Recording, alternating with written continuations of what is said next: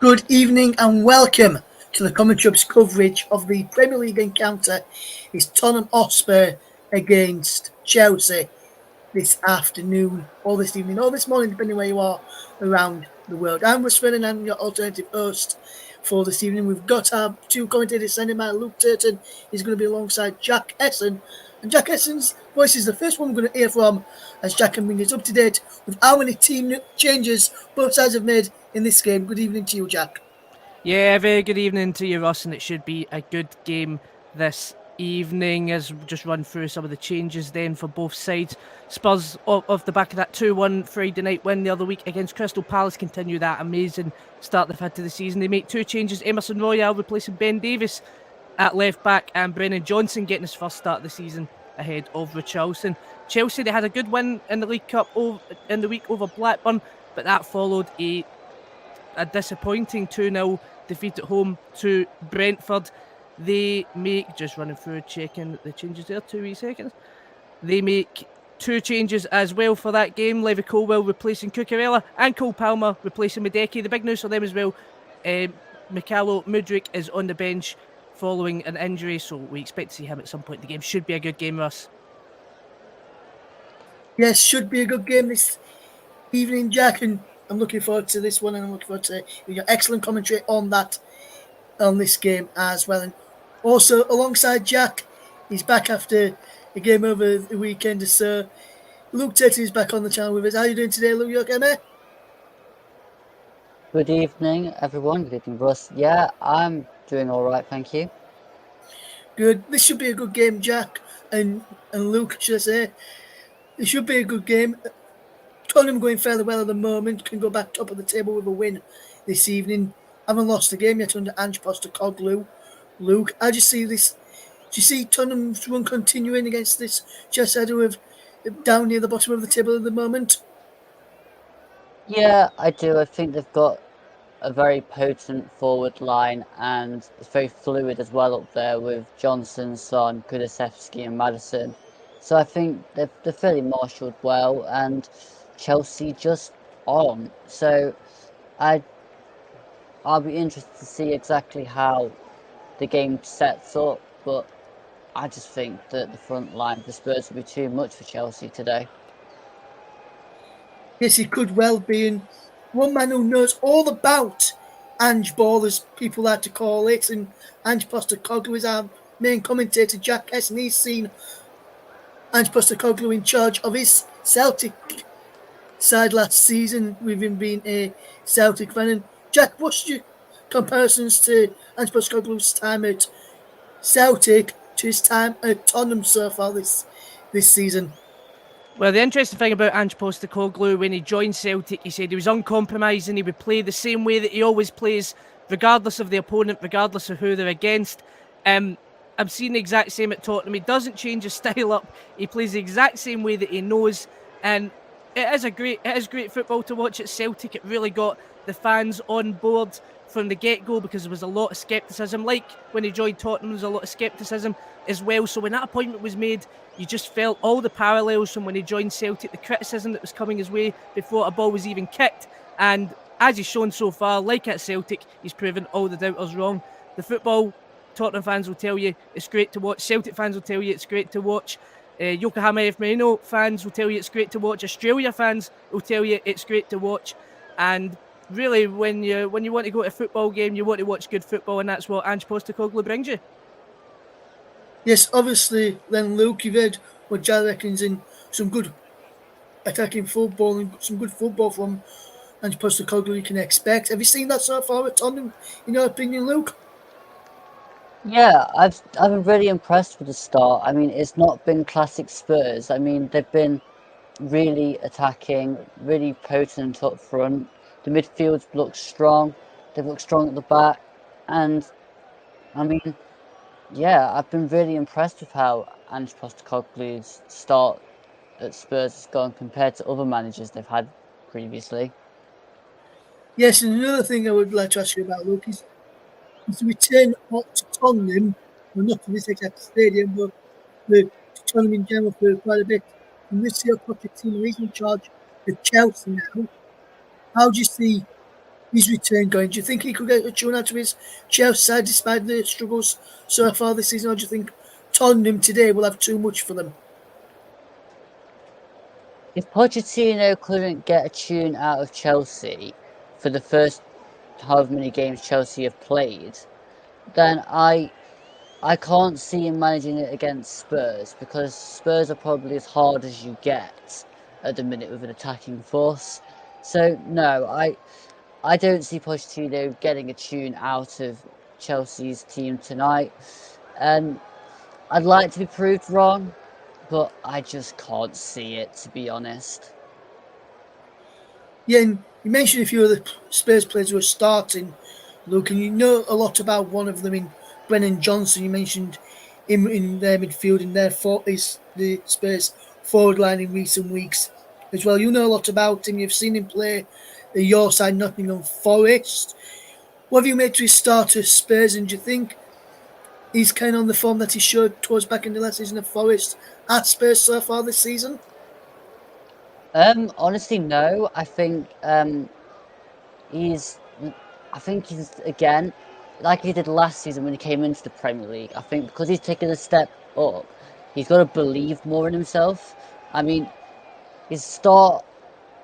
Um, I think I saw his game when Spurs played Arsenal, and he's just flashing shots and wasn't actually getting over them and actually hitting them well and doing how he would strike it at Forest.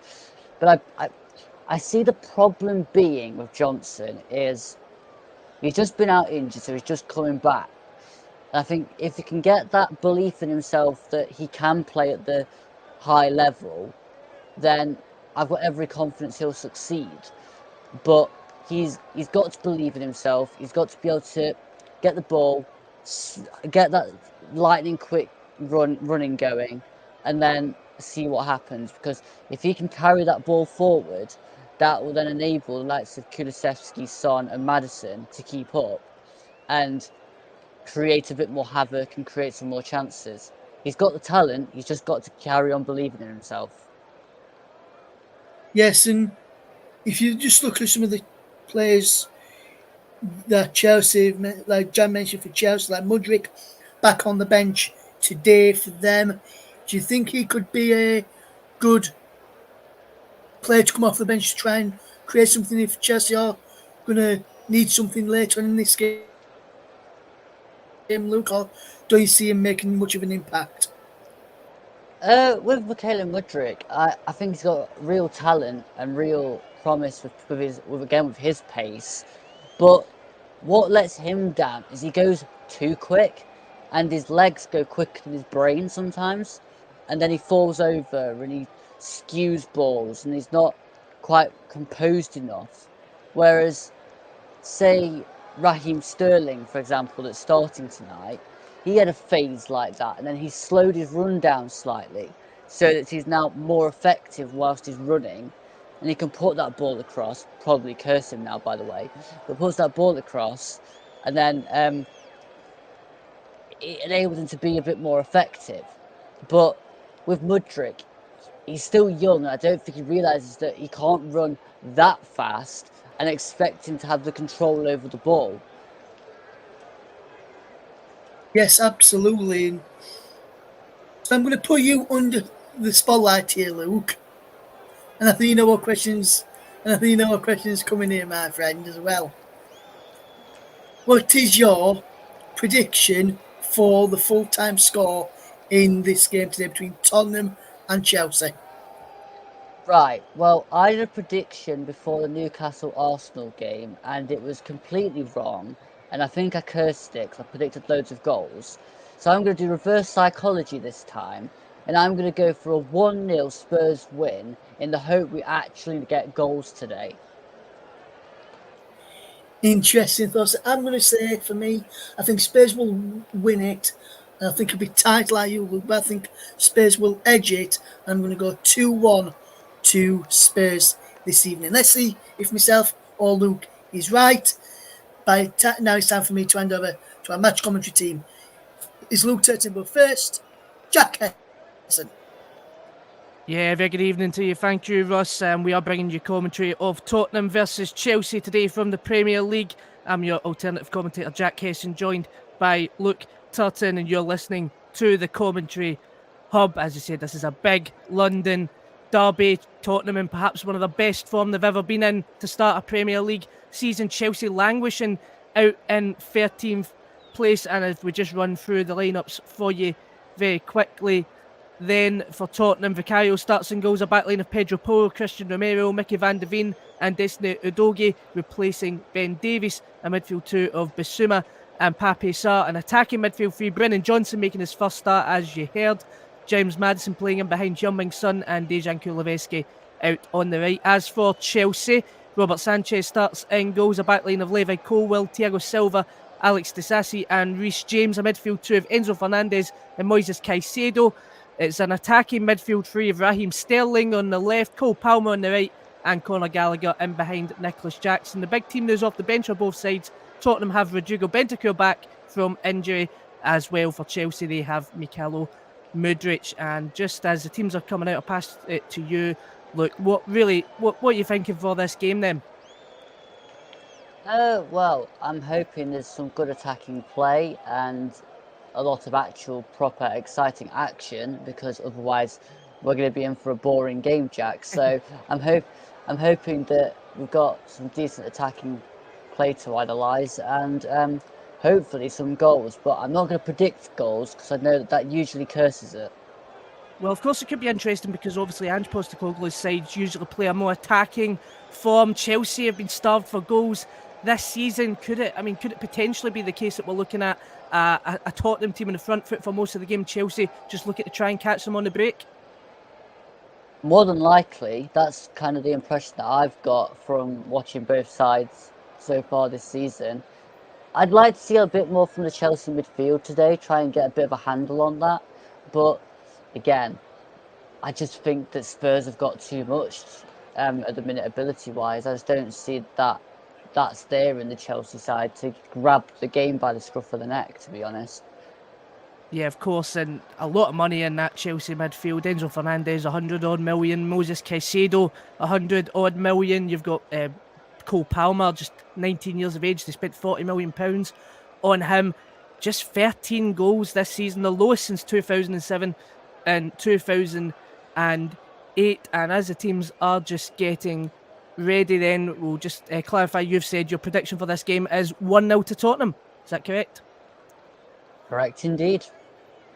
Well, we are almost ready to go here, just a couple of minutes before kick-off. Tottenham, of course, if they win, will go back to the top of the tree in the Premier League.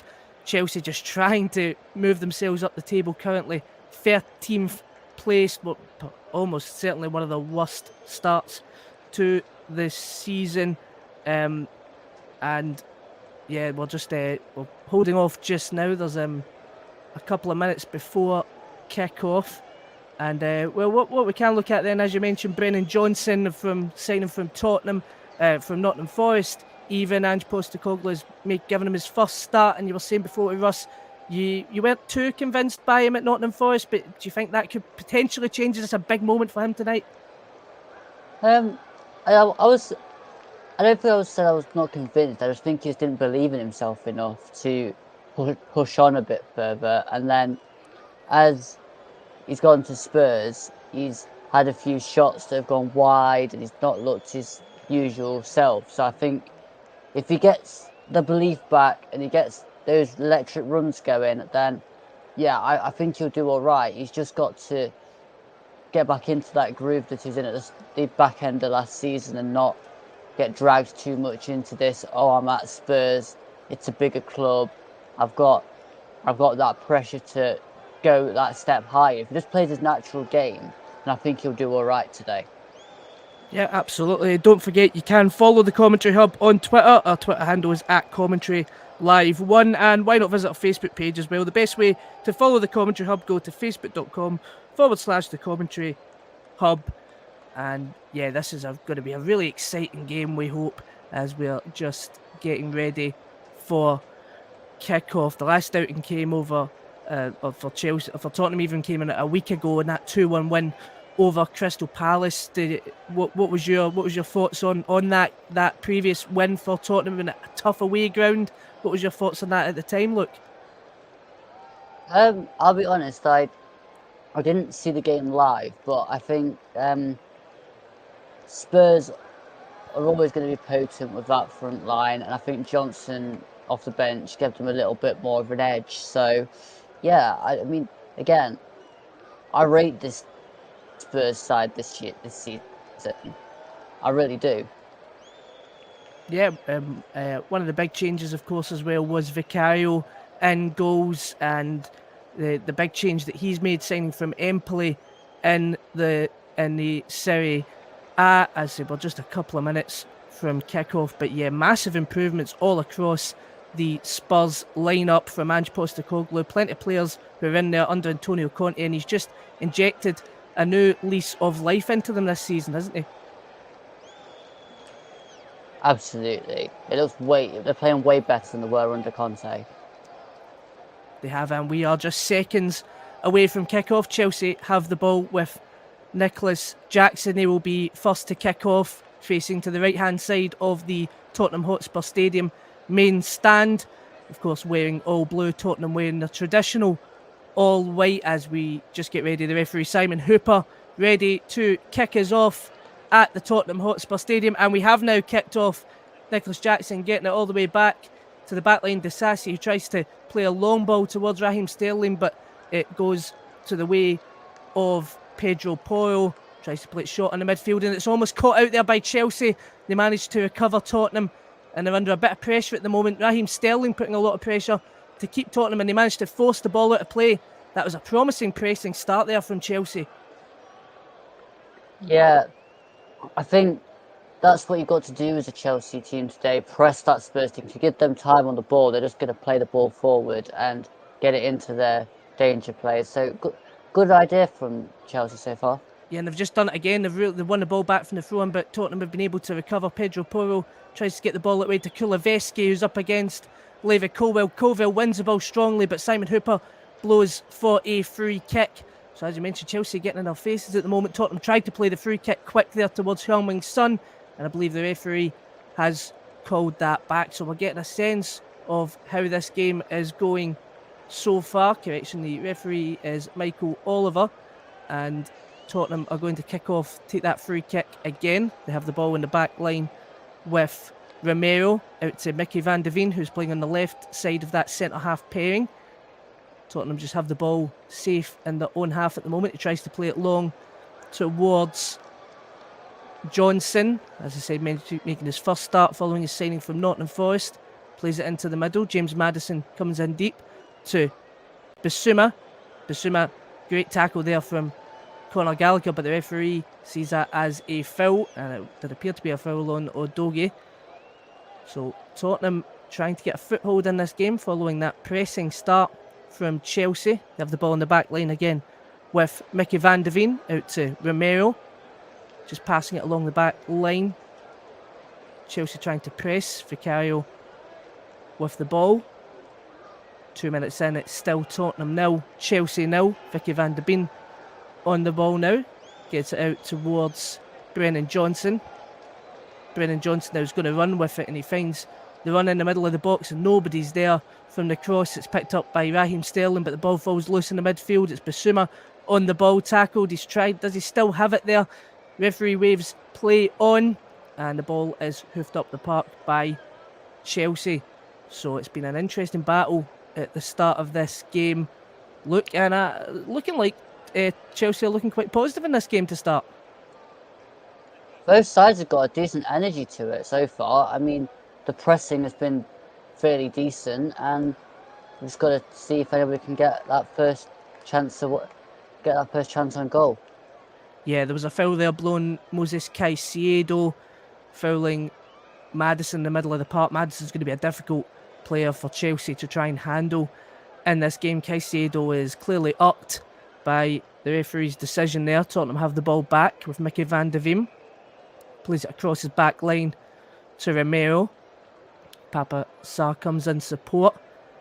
The ball just stopped at the moment. Not the quick Tottenham that were that we've been used to under Ange Postecoglou at the moment. They're taking it slow with the back line at Mickey van de Ven again. He's had a lot of passes in the opening 4 minutes of this game. Tottenham even just trying to figure out how to deal with this Chelsea defensive line.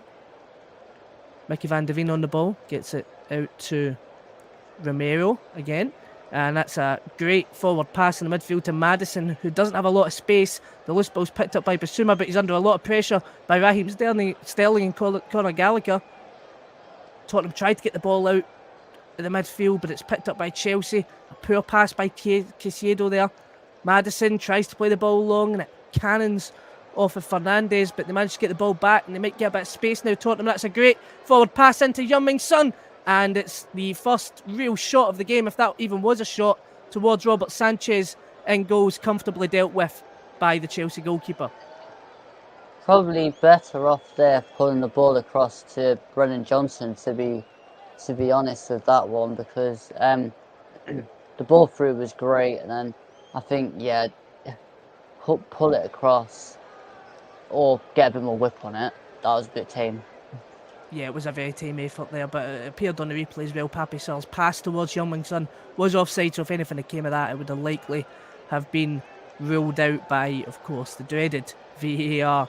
And Romero on the ball now, back at Tottenham's back line, trying to push forward. Chelsea not putting a lot of pressure on the Tottenham back line at the moment. Mickey van de Ven back to Vicario. That's a loose pass out. Basuma coming in to support. Gets it back to Vicario. Chelsea now trying to enact a press. Maddison's drifted out to the left-hand side. The ball falls to him. He tries to play a direct pass in the middle.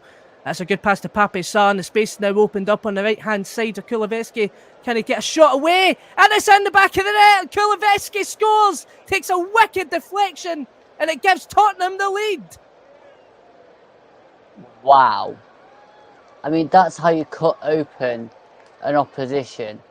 The ball out to Kulusevski was absolutely brilliant, and then after that, I'm not quite sure exactly how that got underneath Robert Sanchez, but yeah, fair play. I'm really happy with that move. Like, again, quality from Spurs is what I was talking about.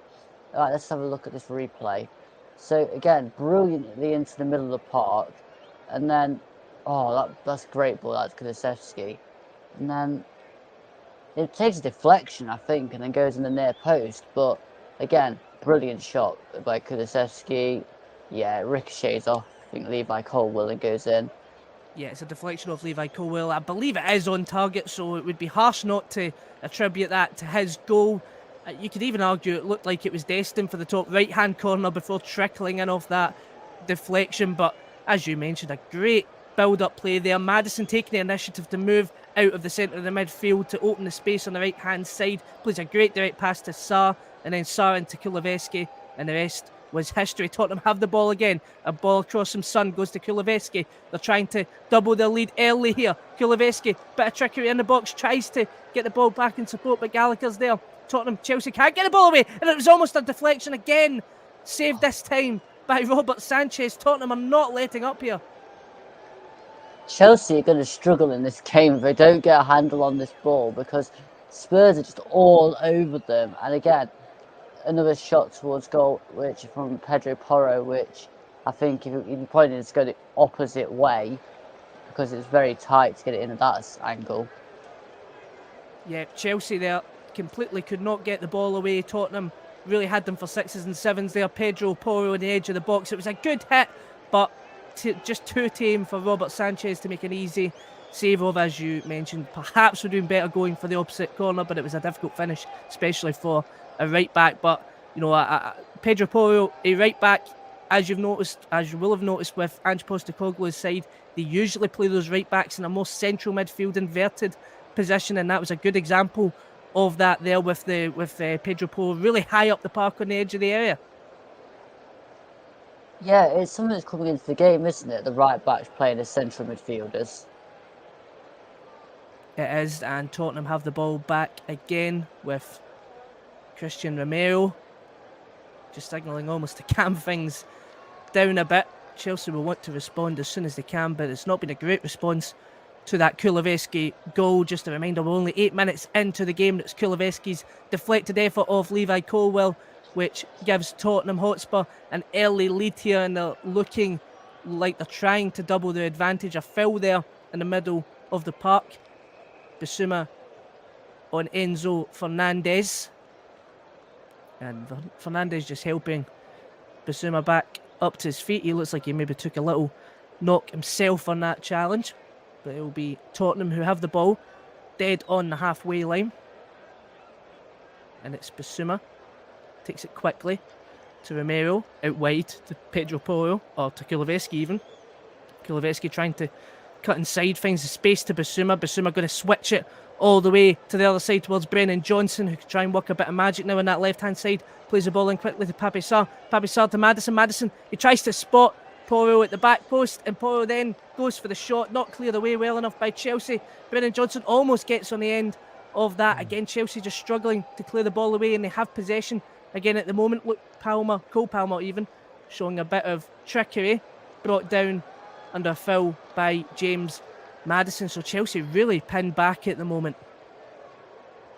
Yeah, they're not moving the ball fast enough, and then they're just getting stuck in their own half and getting put under pressure. Yeah, it's been difficult even in this entire game, even though it is only 10 minutes old, to feel like there's been a solid bit of Chelsea possession in this game. Heung-min Son tried to get the ball moving forward there towards Maddison, but it was dealt with. Chelsea then get the ball back. They try and play a long ball to Nicholas Jackson. He gets there, but Mickey van de Ven is there to pick the ball up. Bissouma's loose touch gives the ball away again. Chelsea are going to play the long pass from Cole Palmer towards Sterling, but Kuleveski's right in his face and manages to get the ball out, much to the cheer of the Tottenham support. Out for a Chelsea throw-in, and Tottenham's attacking third. It's going to play back towards Enzo Fernandez. Fernandez switching the play now to Disasi. Disasi now on the right-hand side, tries to get that to Reece James, and it's out for a throw-in. That just sums up Chelsea's opening 10 minutes in this game. You've got to make sure of your passes when you're 1-0 down. You cannot be playing loose balls aimlessly towards somebody. Make sure of your pass. Make sure it's angled in the right way. And that was a huge mistake there from Tottenham, and it could get Nicholas Jackson again and a chance for a goal. He takes a shot. It's an incredible save from Vicario. And Tottenham caught napping there in the midfield, almost punished, but for the great goalkeeping by Vicario. And it's Pedro Porro that made the mistake to allow Raheem Sterling to feed it in to Nicholas Jackson. That's a really sloppy bit of play there from Pedro Porro. He takes a throw in, tries to hit it first time to almost get it across the park, completely messes it up and almost gives Chelsea an into this game. What was Pedro Porro doing? But also, if I was Nicholas Jackson, I would wanted to hit that sooner than he did, because taking that many touches just allowed them to reset. Yeah, he took far too much time there, but it's still an incredible save by Vicario. The corner that followed, headed by Disasi, but out wide, so nothing really came of the corner, and Tottenham have the ball back. They'll need to be a bit more disciplined in their play. Pedro Porro coming all the way from right back to try and then almost try and hook the ball to the right-hand side where he wasn't anyway. Messed that up and almost gave Chelsea a great opportunity. Tottenham have the ball back, however, in the midfield. It's a foul there, another by Caicedo on Udogie. Tottenham are going to try and take it quick with Pape Sarr, switching it to the right-hand side of the play to Kuleveski, the goal scorer, taking on Levi Colwell again, advancing into the box, tries to get it past Fernandez, skips past him, still has the ball. Pape Sarr, all the way back towards Romero. Tottenham are going to recycle the play again, because it goes back to Vicario, who plays a direct pass in the midfield to Bissouma, tries to get it out to Romero, picked up by Kuleveski to Sarr. Sarr tried to get it back to Kuleveski on the run on the right-hand side. It was blocked, but they still have the ball. Udogie now in the left-hand side, in the middle of the park, gets to Brennan Johnson. That's a quick ball to Heung-min Son! Quick as you like! Heung-min Son scores again for Tottenham. And they are in dreamland at the moment, but the referee, the linesman even, flags offside. That might have been a tight one. We'll have to check the replay. But again, Chelsea carved open there. Yeah, I'm not convinced on the offside, but that's brilliant movement from Spurs players and a great finish, but I'm not convinced of the offside. I don't think Heung-min Son was the one that was offside. I think it was the initial pass to Brennan Johnson on the left-hand side that might have been offside. I'm sure they're looking at it at the moment. That doesn't appear to be the one that they're looking at. They are looking at the pass from Brennan Johnson in the middle towards Heung-min Son. That will be unbelievably tight. And you're looking at it at this replay. I cannot see, unless his fingernail is offside, Heung-min Son, how on earth that's offside. But we wait to see the check. You're seeing the replay now, Luke. What do you think? You've got to go back to the earlier pass, because if that's what you're looking at, that is not offside. If that's given offside, then that's a joke. But the earlier pass was the one that, when they showed the replay, that's the one that looked offside. The pass towards Brennan Johnson on the left-hand side, that was the one the replay initially showed from the provided coverage. But the one they're looking at, as we can see in the VAR, is the Heung-min Son one. They've showed an opposite angle on the other side, and that makes it look a bit more like he is offside there. But you can't look at it from that angle, because the ball's not coming from that side. It's coming from the other side. And they have, I believe, given the decision as offside, but that is incredibly tight there for them to make that decision. Of course, offsides are the case of black and white. If you're a fingernail offside, you're offside. From the angle they've shown there, it was difficult to tell, and I'm sure Ange Postecoglou will not feel happy about that, because Chelsea now have the ball from the resulting free kick. A long ball to Nicholas Jackson. Nicholas Jackson, well tackled by Bissouma. The ball falls loose to Cole Palmer. Chelsea looking to respond as soon as they can. They really need to try and get their act together now, Chelsea. And James Maddison gets the ball to Mickey van de Ven, does well to see off the Chelsea players. And they have the ball back. Maddison to Bissouma. They're trying to play the ball quick to try and break the Chelsea press at the moment. And they managed to do so. A direct pass towards Heung-min Son, who's going to try and advance forward towards the Chelsea back line. Gets the ball to Brennan Johnson on the left-hand side up against Reece James. Brennan Johnson tries to cut inside, gets it to Maddison. Maddison going towards the byline. And he loses his footing and it goes out.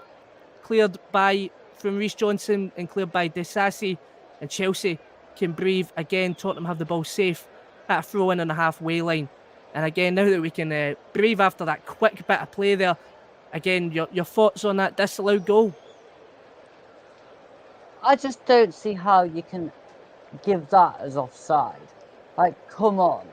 That is extremely tight. I mean, without going too much into it, there was decisions in the game yesterday for Forest that were given for a lot weirder decisions than that. But that is so tight, that's unfair. Like, come on. Yeah, the absolute fine margins of football, and of course it is something that's up for debate at the moment. Arsene Wenger, I believe, who has been trying to write up a lot of Tottenham's rules, Tottenham FIFA's rules even, had something to say about changing the offside rule to make it benefit the attacker. We'll discuss more about that in a little minute, because Tottenham are on the attack. Mickey van de Ven out to Brennan Johnson on the left-hand side. Trying up against Cole Palmer, tries to play a direct pass.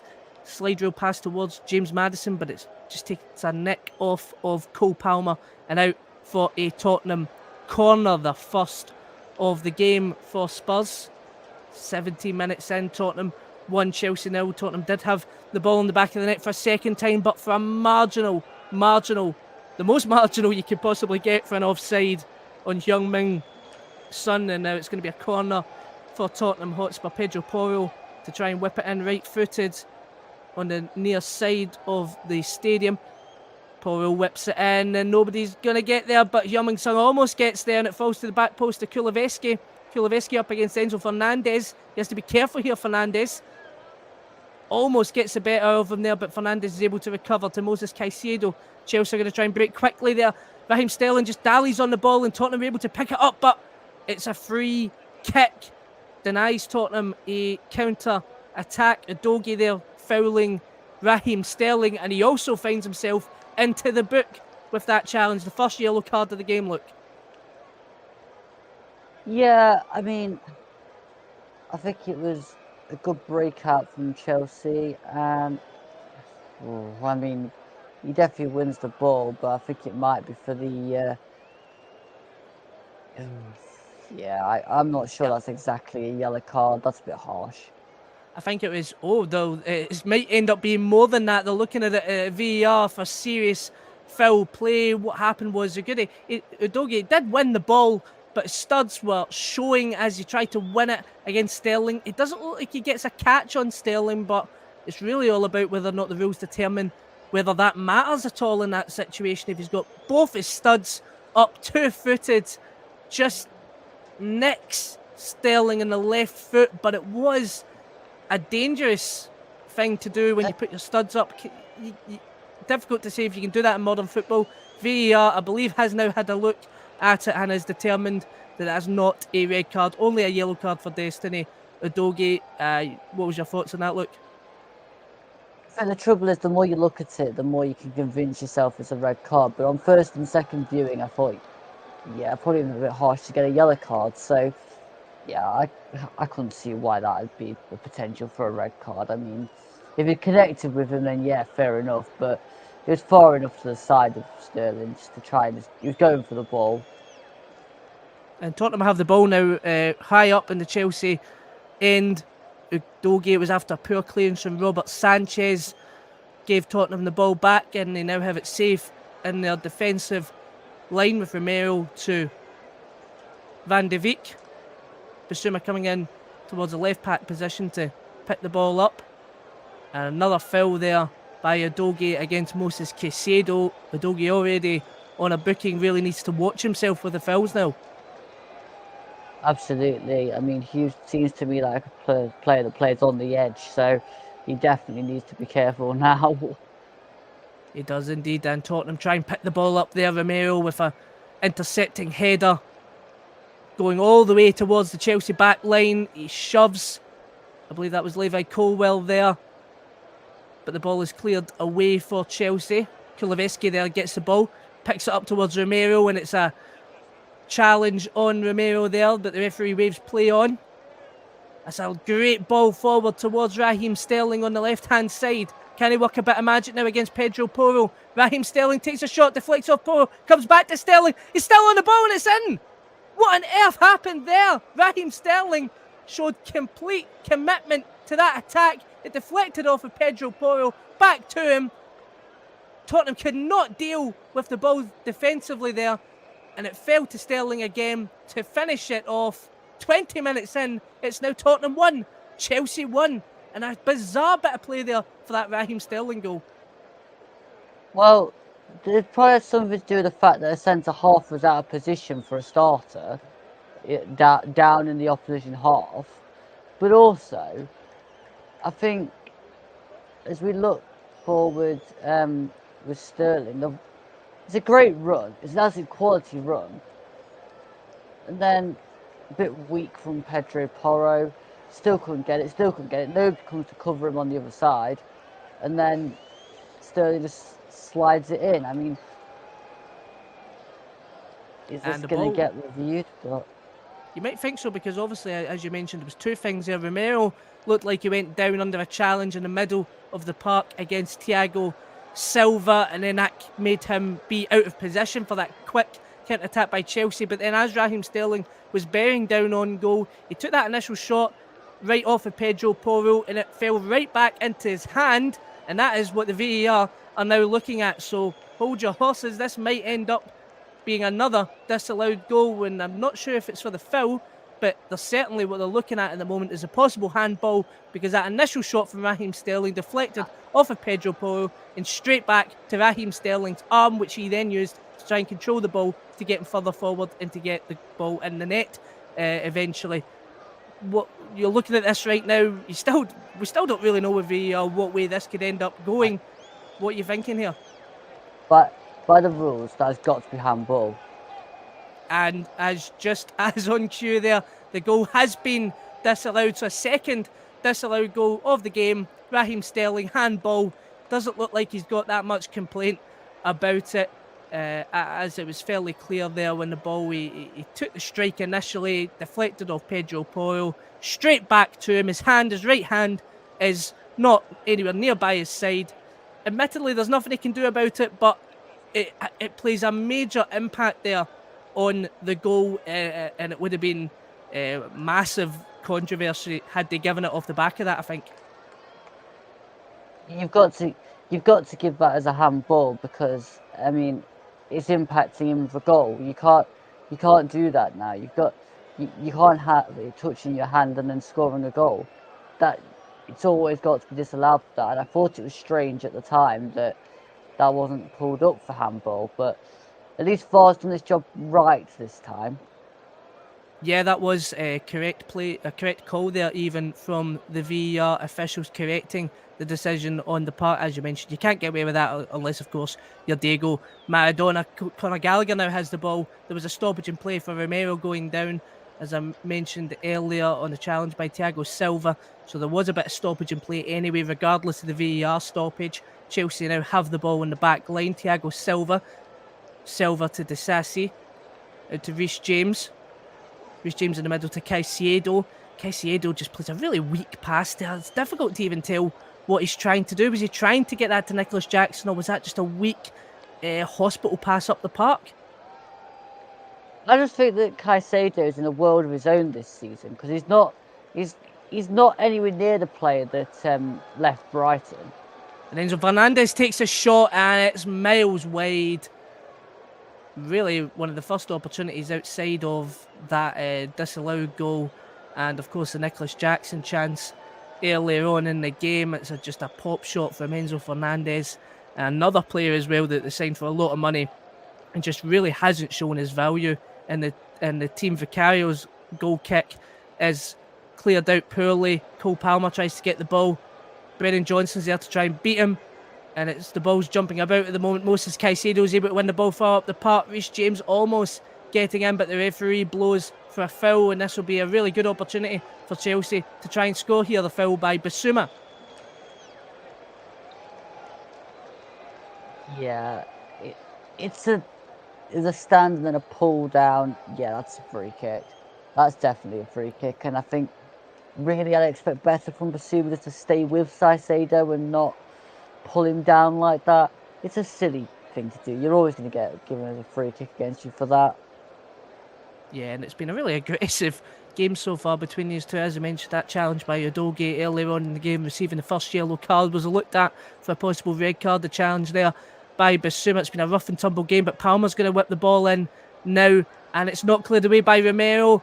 Chelsea is still in the box for them, and it almost falls to Disasi in the middle of the box. Tottenham can't clear the ball away, and it's skied by Thiago Silva. So Tottenham struggling to clear the ball there. Chelsea trying to knock at the door, but again, just not showing any kind of attacking potence for them at the moment.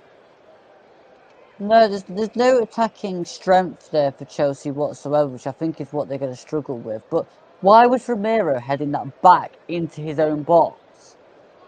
Yep, exactly. It was a really strange clearance there from Romero in the box. Went all the way back the way, and again, just another mistake from Tottenham gave Chelsea a potential in. We've seen a pop shot there. Another Chelsea pop shot. Even 7 shots in this game so far.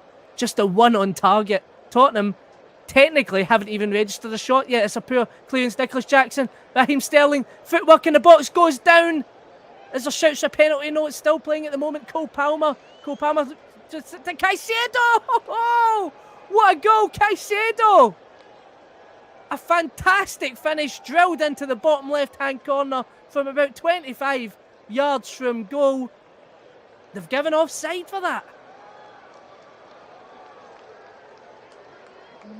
Of course they have. Of course they have. The linesman is blown for offside. He had his flag down. There's a bit of confusion about exactly what was going on there. It couldn't have been Caicedo who was offside, of course. They see the ball fell to Nicholas Jackson. Raheem Sterling in the box. Goes down. Tottenham again can't clear it. Cole Palmer manages to recover. Takes the shot.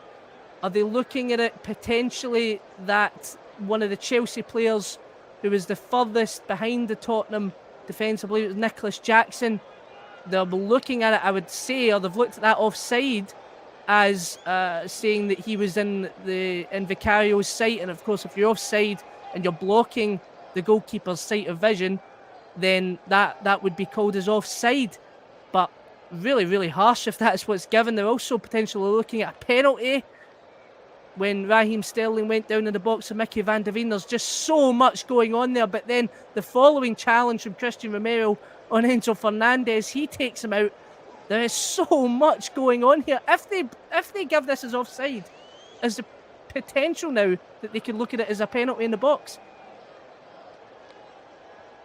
I'm not sure what they're looking at offside for. Like, is that the...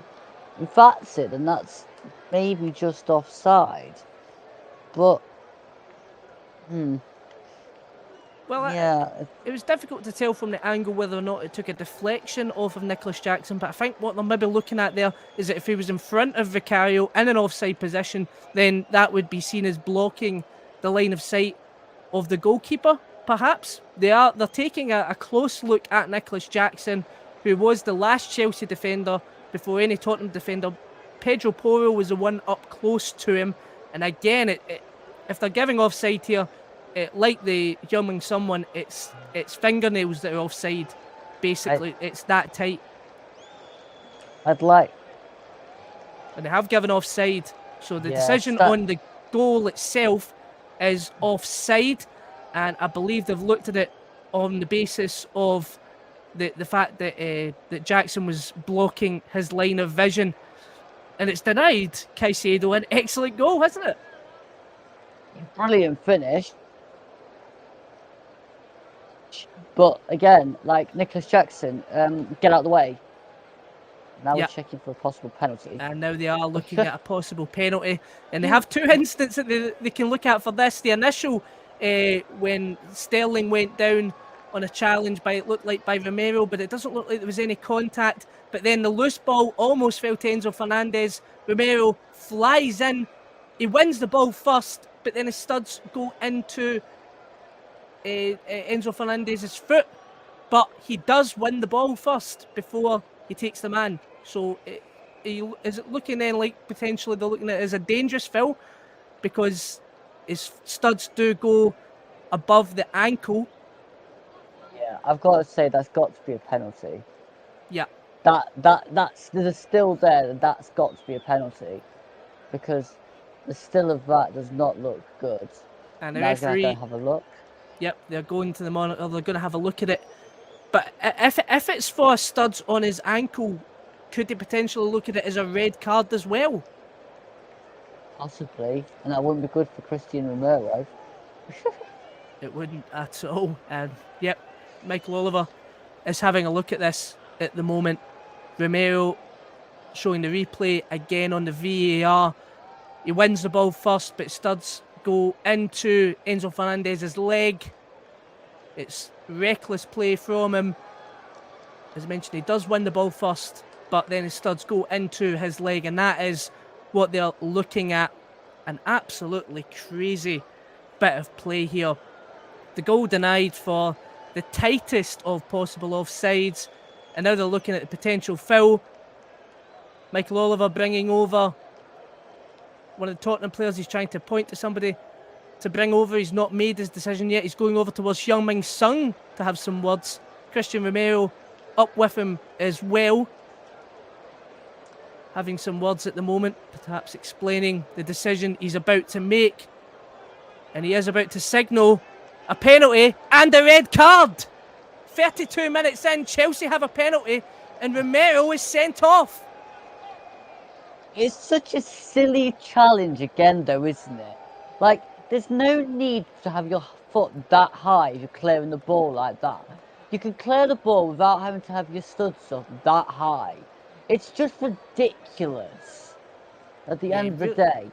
You've left your trailing leg there to get rid of Enzo Fernandez. Well, I'm sorry, but you deserve to get sent off for that. It's pathetic. Yeah, he really commits to that challenge there, and it'll up him even more the fact that he did win the ball. But when you put your studs above the ankle like that, you're always running the risk of a red card, especially with VAR. Stop moaning, Son. If you got it onto you, you'd want the player sent off. So stop moaning just because it's on your team. Yeah, as you mentioned, Heung-min Son having some words with the referee. Christian Romero clearly looking up the Argentine as he strolls off the park. Almost forgot there that Chelsea have a penalty that they're about to try and put in, and it's going to be a substitution as well to try and shore up the defence. I believe it'll be Brennan Johnson coming off. He'll be disappointed that that's been the case. Eric Dyer coming on a centre half, so Johnson, who was out on the left hand side, now off. Eric Dyer on as we wait for this penalty to be taken by Cole Palmer. It feels like an absolute age ago that Caicedo had the ball in the back of the net. They then looked at it offside. They then looked at a foul. They gave the foul. They gave the red card. And now Palmer bearing down to try and level Chelsea in this game. Cole Palmer against Vicario in goals. Palmer about to step up to take. He takes his time. Hits it. Saved.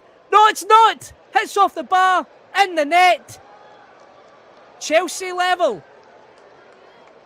Oh, they thought they were level, then they weren't level. Now they are level.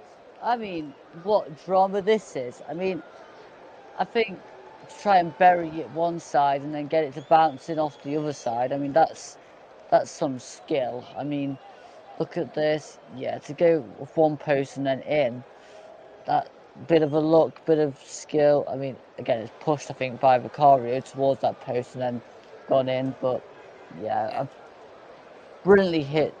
Well, actually, it hits the post and then goes in. Actually, so lucky. But again, I think excellent penalty when you think about precision. You know, it was a difficult one for Vicario to stop. He did get a glove onto it. Initially, it looked like he'd saved it and coming off the post. But when it hits off that post, it always runs a risk of either going out towards the left-hand side or in towards the right and in the goal. It was a well-taken hit, almost saved by Vicario, off the post and in for Chelsea. And they'll feel like, with playing against the Tottenham side with 10 men, that they have a great chance to get something in this game now. Oh, absolutely. I mean, they've just weakened the front line and basically put Eric Dyer in the back line. I mean, they must be rubbing their hands together. But you can never write off Tottenham Hotspur, especially in their form at the moment. Conor Gallagher now on the ball for Chelsea. Fouled in the middle of the park. It was Pedro Porro even, who's down on the side of the pitch. Difficult to tell what happened with Porro there. 35 minutes played on the commentary hub. It's Tottenham 1, Chelsea 1. As mentioned, Kuleveski's deflected effort giving Tottenham the lead, followed by some VAR controversy that resulted in Romero being sent off and Cole Palmer dispatching the penalty, and I believe that's a foul there on Chelsea. Pedro Porro going in against Gallagher and coming out worst for it. So 36 minutes played, but I can only imagine how much added time we're about to get here. Look. Oh, loads. We'll get absolutely loads. Bucket loads. And Chelsea on the ball now. They'll have their tails up. Sanchez out towards Thiago Silva. Silva now plays it to Enzo Fernandez, who finds a space. Sterling, who's broken through the Tottenham back line. He's got Nicholas Jackson in the middle. Nicholas Jackson to give Chelsea the lead. 2-1. But the referee has his flag. The linesman even has his flag up. It will, of course, be checked. It'll be for Raheem Sterling, I think. And again, from the initial angle showed there, the defence splitting pass. Raheem Sterling really high up on the last man. Great ball in towards Nicholas Jackson. A great finish by Nicholas Jackson, but they were quicker with that one, the VAR. And it is given as an offside. So another disallowed goal in this game. Conor Gallagher now wins the ball high up the park from Bissouma. Gallagher now holding off. Bissouma gets the ball back to Levi Colwill. Colwill plays it back towards Thiago Silva to Conor Gallagher. Conor Gallagher now on the left-hand side to Fernandez. To Colwill. Back to Fernandez. Ball being played at the left of the play at the moment, and it's a long ball cleared by Mickey van de Ven all the way back to Enzo Fernandez, who's still looking out on the left-hand side of Chelsea's back line. Thiago Silva tries to play a forward pass to Caicedo in the middle. He's quick to get it back to Fernandez. Out to Colwill. Colwill trying to spot the run of Sterling again, which again splits the Tottenham defence. Vicario this time quick to respond and clears the ball all the way towards Thiago Silva. Silva now to Enzo Fernandez. Fernandez tries to switch the play towards the right-hand side with Reece James. Gets it quick into Cole Palmer. There's a bit of space now for Tottenham.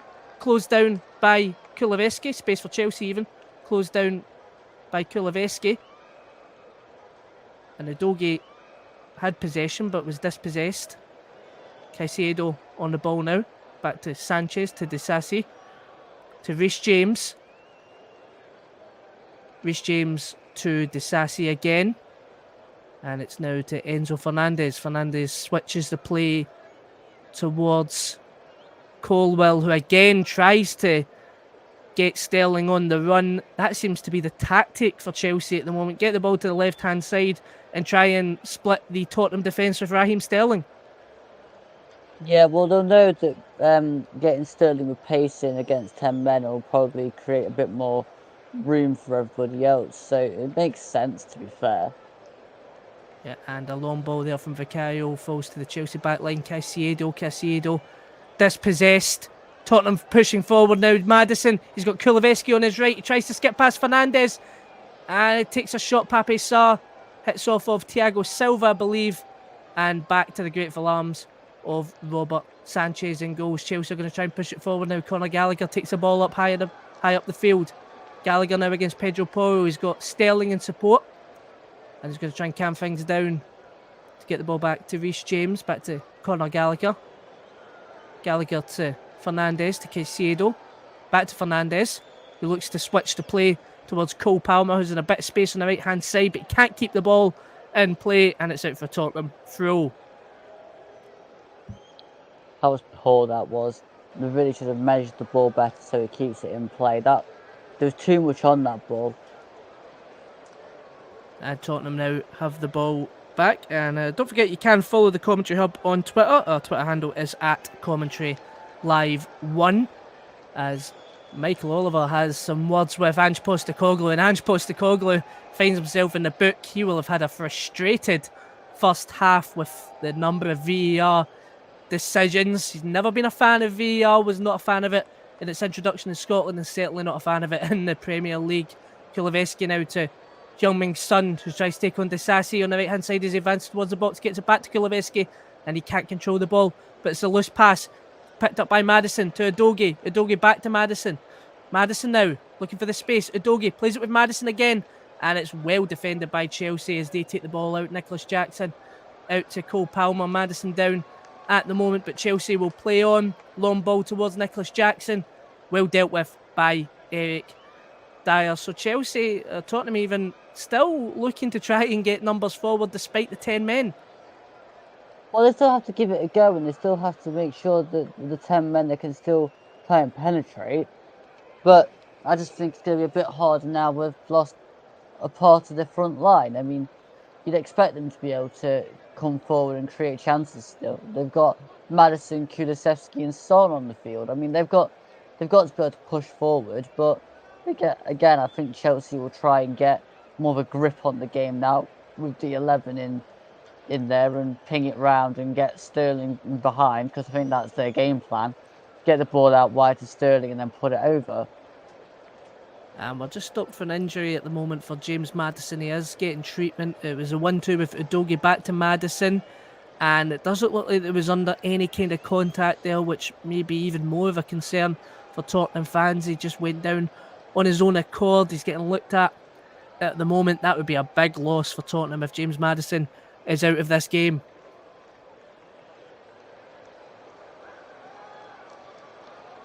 Yeah, I mean, this is more at a time that we don't need, but I hope Maddison's okay, because he's a crucial player for Spurs.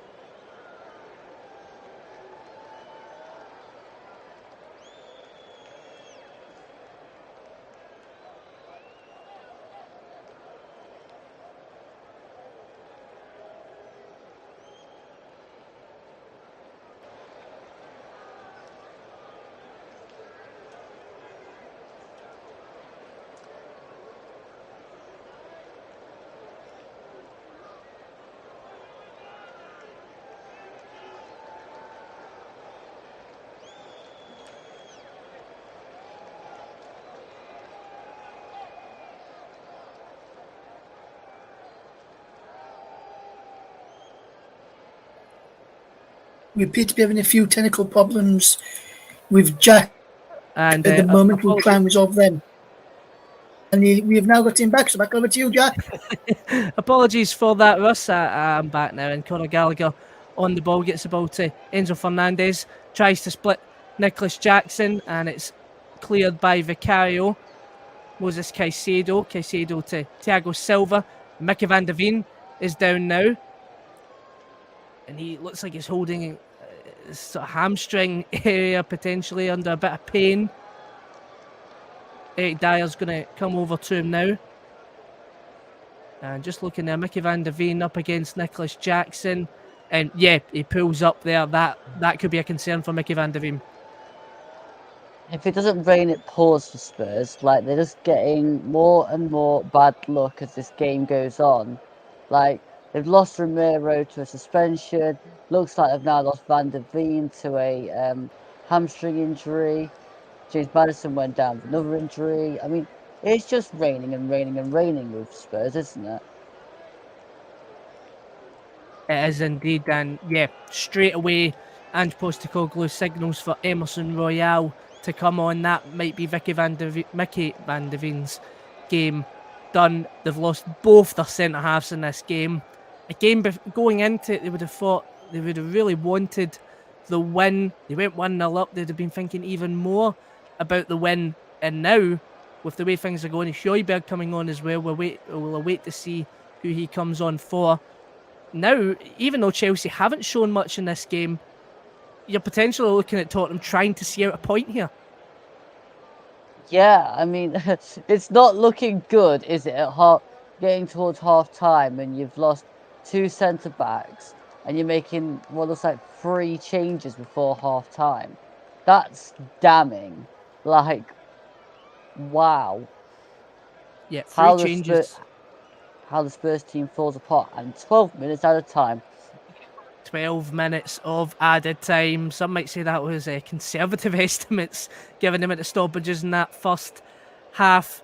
But yeah, as you mentioned, 3 further changes coming off for Tottenham, on top of the sub that they've already just brought on when they brought on Eric Dyer. 2 changes, just coming on now. James Maddison, who isn't going to continue in this game following that injury coming off for Højbjerg. Mickey van der Veen looks like potential hamstring injury getting carried off. He can't put pressure on that right leg. That is a massive concern for Tottenham. And Emerson Royale is going to come on. So it looks like it's going to have to be a complete change of shape. Perhaps Højbjerg in that centre-half position. So at the moment, Emerson Royale even is playing that centre-half position, but I imagine Højbjerg will drop deep. So Emerson Royale, who's more a right back, Eric Dyer, who really more of a sort of defensive midfielder. This is really makeshift for Tottenham. And Raheem Sterling feeds in Nicholas Jackson, but well defended by the substitute. Eric Dyer showing defensive prowess there to deny the ball getting to Nicholas Jackson. This time the defence splitting pass towards Raheem Sterling was onside. So if it got to Jackson, it would have been a goal, but great defending by Eric Dyer. Yeah, good hold of the run there. Great ball across, but again, great slide from Eric Dyer. He had to get there. You just had to do it. Yeah, and it's going to be a corner now. Whipped in. Can Chelsea get a second goal here? It falls out towards Caicedo, who's going to keep the play going, and it goes to Raheem Sterling. Raheem Sterling now whips the ball towards the back post, but Vicario is there to meet, and Tottenham are going to try and get this out quickly. Udogie on the ball on the left-hand side. Udogie now looking for his options, and it's cleared out by Chelsea for a throw-in for Tottenham. Udogie to take. 47 minutes played. We are into 12 minutes of added time, so about 10 minutes left. That's, of course, if there's not any more VAR drama in this remaining 10 minutes of the game in injury time. Udogie on the ball now at the halfway line with a throw-in. Looking to take it long. Cleared away by Palmer. Picked up there by Reece James towards Caicedo in the middle as he looked to switch the ball to the left-hand side where there's space for Levi Colwill. Looking for the run of Jackson, but can't find it, so plays it back in the middle to Fernandes. Fernandes to Caicedo, who switches the play this time to the right-hand side to Cole Palmer. Palmer back in the middle towards Caicedo, who then switches the ball towards the left-hand side with Raheem Sterling. Chelsea just looking to try and find the angle to split the Tottenham back line. Raheem Sterling now going to go a run. Well defended, not defended well enough though, and Caicedo takes the ball in the middle of the park. It falls to Reece James. He's got a lot of space to deliver a good ball. Punched away by Vicario, cleared away by Højbjerg. And Tottenham just trying to scramble the ball away to keep this one each at half time. 48 minutes played now. We're in 12 minutes of added time. Conor Gallagher. Gallagher to Fernandes. Fernandes switches the ball towards Disasi. Disasi to Reece James. Reece James looking for his options forward. Finds Cole Palmer. Cole Palmer gets the ball back to Reece James. Spacing opening up now for Reece James to get the ball across. But again, well dealt with by Eric Dyer, who's dealing with almost every ball in the box at the moment, as Chelsea now have a corner for Tottenham to try and defend. And the ball played short there from Cole Palmer. Tried to get the ball in quickly, but it's dealt with by Tottenham, who could potentially launch a counter-attack, but Kulusevski can't get his footing right. And it's back with Chelsea's back line. Robert Sanchez, a really direct pass towards the left-hand side, but the linesman blows for a offside. Tottenham going to take the ball quickly. Or are they? They've got the ball with free kick at the moment. Royale to Porro. Back to Royale. Royale looking for a forward option, but opts to go back for Eric Dyer. Dyer now finds a forward pass of Bissouma. Bissouma finds Sarr in the space out wide. Can he find Kulusevski? Well dealt with by Levi Colwill. Otherwise, Kulusevski would have had a good chance in on goal there. And Sarr takes the ball from the throw in, but he's going to leave it for Pedro Porro.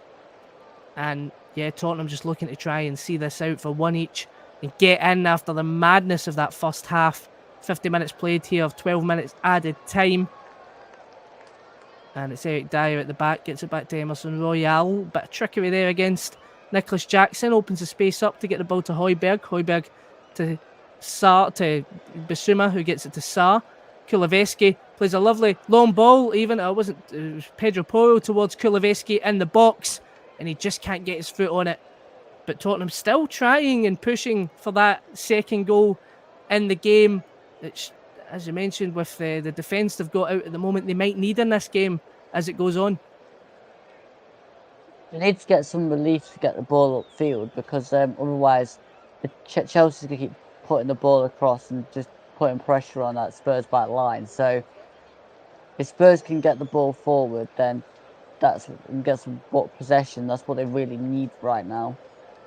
Yeah, Chelsea just trying to play patiently at the moment, switching the ball side to side to see if they can open up that now frail Tottenham back line, or a makeshift back line. Raheem Sterling up against Pedro Porro again. Sterling ducks and weaves him, goes down under foul by Pedro Porro potentially. He thinks so, but referee says no. Pedro Porro had some words to say to Raheem Sterling there after going down. We'll see the replay to see how close this was. Sterling nicks the ball past Pedro Porro, and there wasn't much in it between the two of them, almost like a shoulder barge. Pedro Porro certainly had some words to say to Sterling after that as well. Yeah, that was very soft, and I mean, classic Sterling, just goes down under a touch. Stay on your feet. I mean, come on.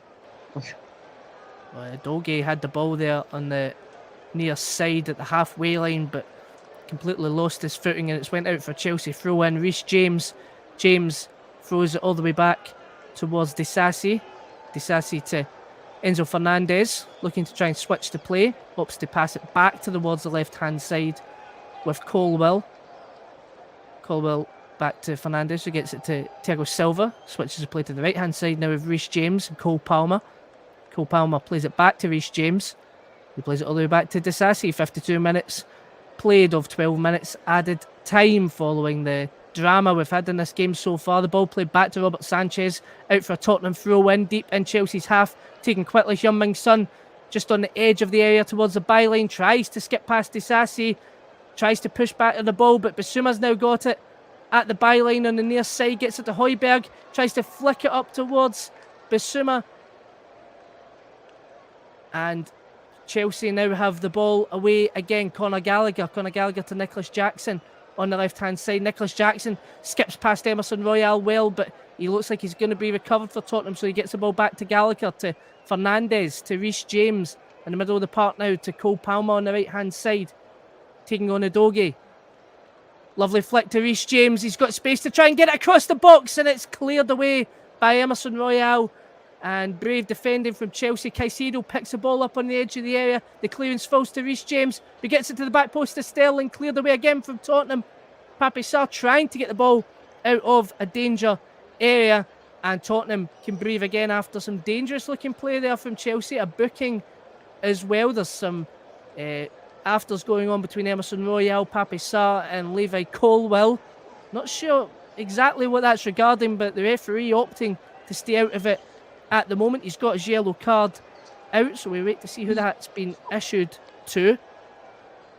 But this game is getting tense. This game has had everything so far. It really has, and could this potentially mean even more added time on towards the 12 minutes that we've already had? We're 55 minutes, so we're near the end of that time. Yeah, it's Pape Sarr that's got a booking, and I believe it will also be Levi Colwill, who also finds himself in the referee's book.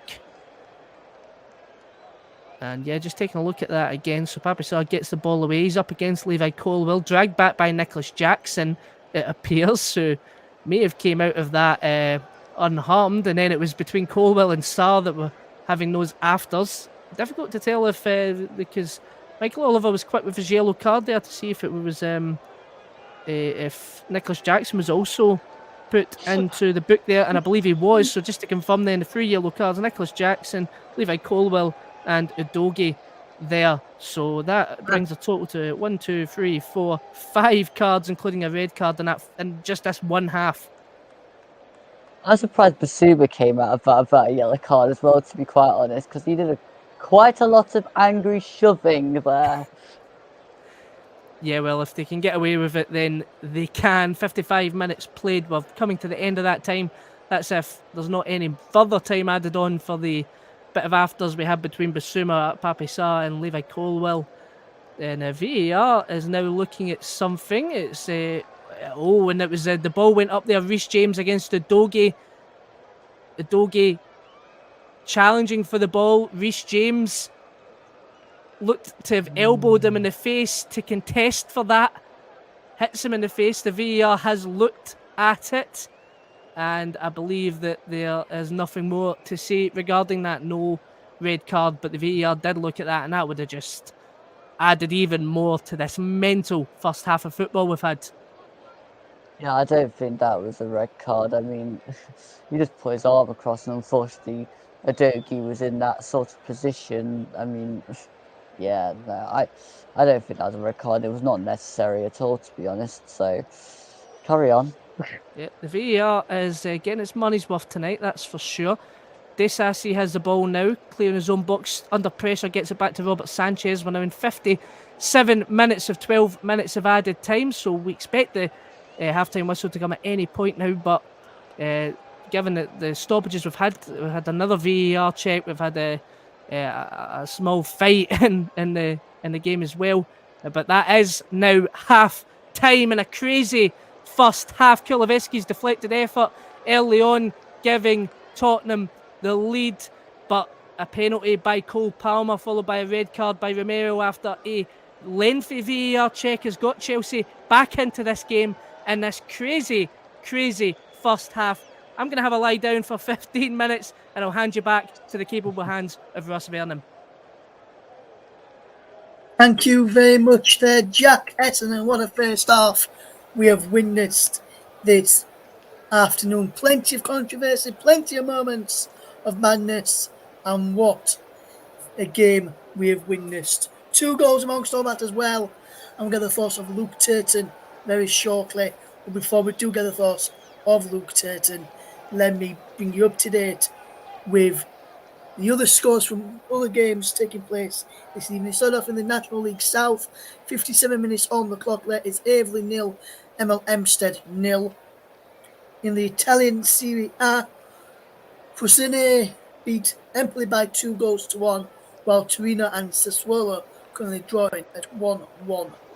In La Liga, Getafe 0, Cadiz 0. Getafe down to 10 men following Dejene's second yellow card just before the half-time interval. Early hours of the morning in the MLS playoffs, Vancouver Whitecaps lost by a goal to 0 to Los Angeles FC. So then in the Premier League 2, which is the under-21s division, is finished West Bromwich Albion 0, Reading 0. In the Professional Development League, which is also the under-21s, earlier today finished Charlton Athletic 5, Ipswich Town 0, and Alexandria 0, Birmingham City 3 in those matches. We're just going to take a short break. When we return, myself and Luke will go through all the other games. Well, the first half of the action that we've seen at the game today, and we will be back in just a few moments for the review of the first half with myself and Luke.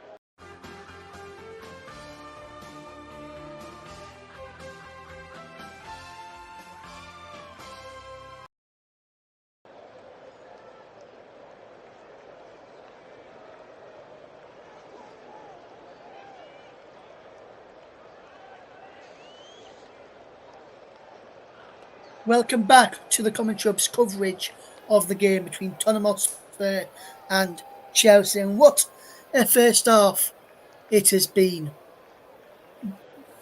Two goals in the game, 3 disallowed goals, all via VAR. A red card, quite a few VAR decisions being made as well. Could have been more than just the one red card, but what a game we have seen. A penalty, a yellow card as well for a number of players, one for Ange Postecoglou as well. It's all been kicking off here at the Tottenham Hotspur Stadium, and hopefully over the next few minutes until the start of the second half, myself and Luke have got a really tough job of analysing that first half, as Mike said, and as Mike said as well. Good luck analysing that first half. Thank you, Mike. We'll try our best. And he says, have we got a spare hour? Hour, Mike? I think we may need 2 analysing that first half. Or I think we might need 12 minutes with that first half. I'm not sure if we've got 12 minutes left now. Because that's how many minutes stoppage time we added on. But what a fantastic half. Brilliant goals. This is a fantastic game of football. Potentially could have been 3 reds as well. Romero could have been off a lot earlier than what he did. Reece James potentially could have seen red for that arm/elbow into the face later on, which he got let off with as well. But Doge could have been potentially seen red with our eye his booers as well.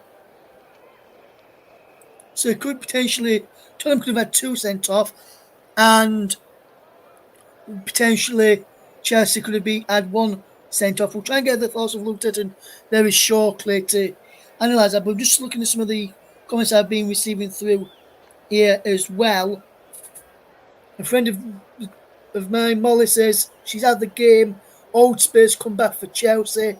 She says Tottenham have completely lost their heads since the sending off penalty incident as well.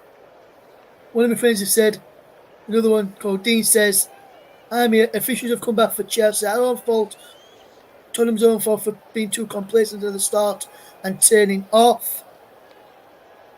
Molly agrees with that. They've given them way too much to play with and got punished for it. Romero now likely to be out for the next 3 matches with that red card. Van der Veen probably won't be back until the start of the new year as well. What a game of football. Plenty to analyse as well. And I hope Jack's had his lie down because he's going to be needing it for the ready for the start of the second half. But fantastic first half, and I'm wondering if we've got Luke back just yet. And if we have Luke, what should have been your thoughts on that first half? Because it's been a mad first half now, hasn't it, really? Oh my God. I am absolutely gobsmacked by that half. It's had everything. Red card, 3 disallowed goals, 2 actual goals, injuries, a mini fight. I mean, seriously? I mean, how can the second half match that? Seriously, come on. I don't think any other half of football, Luke, can match that, mate. He's been a mad half, and there's plenty of talking points. First of all, Michael was saying there could be potentially 3 red cards. Doge could have potentially seen red. Romero did see red. Reece James could have potentially seen red as well. Your thoughts on the Doge potential seeing red? Do you think that could have been a red card, Luke, in your opinion? No, I think that was... It wasn't... If you'd gone further into him, and it was like the Romero one, then I'd be more inclined to say a red. But I think because it kind of slid to the side of him, and he just caught him with the side, I think that's probably why it was more yellow than a red. Yes, also, Luke, as well, also saying there could be potentially 29 versus 9. Levi Colwell could have potentially seen red for his challenge as well. Your thoughts on that one, Luke? The Levi Cole challenge on who? Sorry, it broke up a bit there.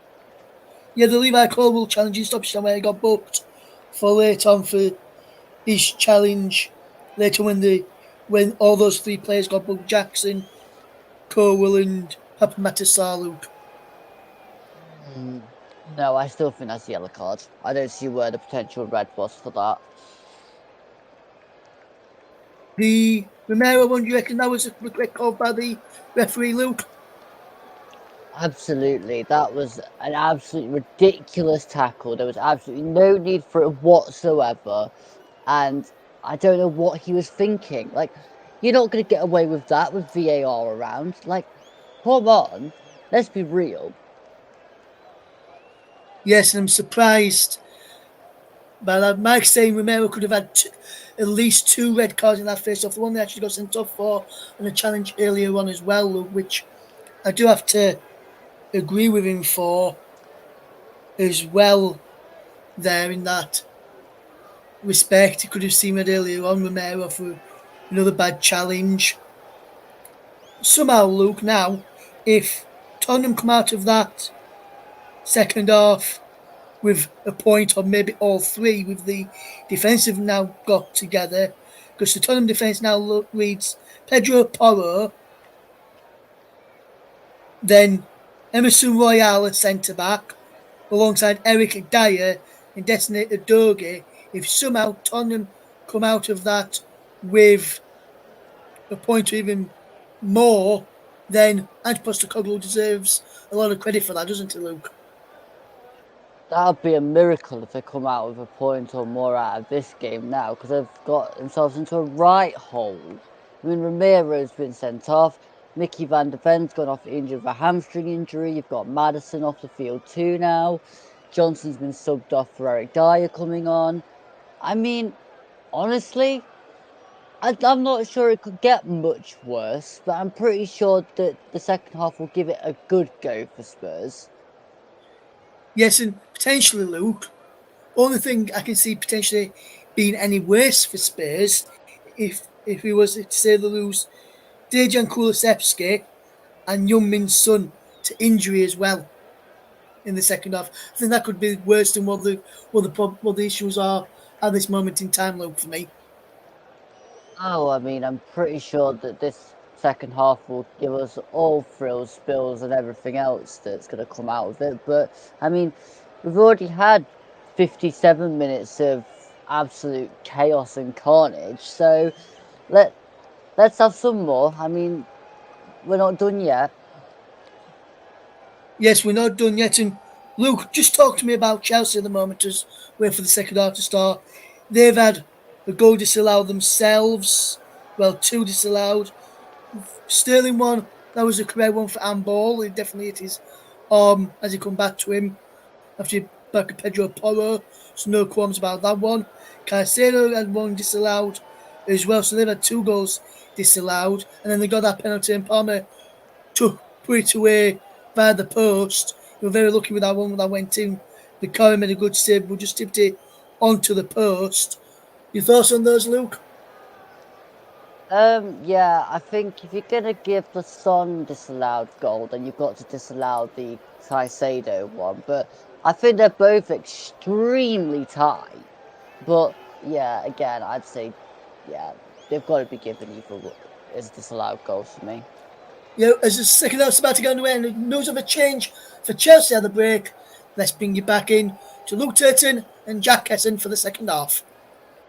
Yeah, thank you, Russ. And yeah, I've managed to calm myself down a little bit. I think, like everybody else, that 15 minutes has really done us some good. Heung-min Son kicks us off for the second half. And also, just to confirm a change for you, Cucurella is on for Chelsea. Just looking to see who he came off for. It was Levi Colwell who was on a booking, potentially a risky move there. A lone ball there by Chelsea, met by Vicario.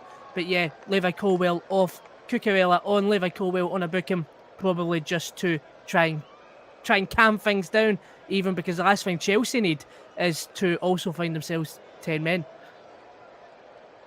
Yeah, I mean, you can't risk it in this situation. You can't have it where you've got the potential to get another one sent off in the game. Just make the change, preserve your players.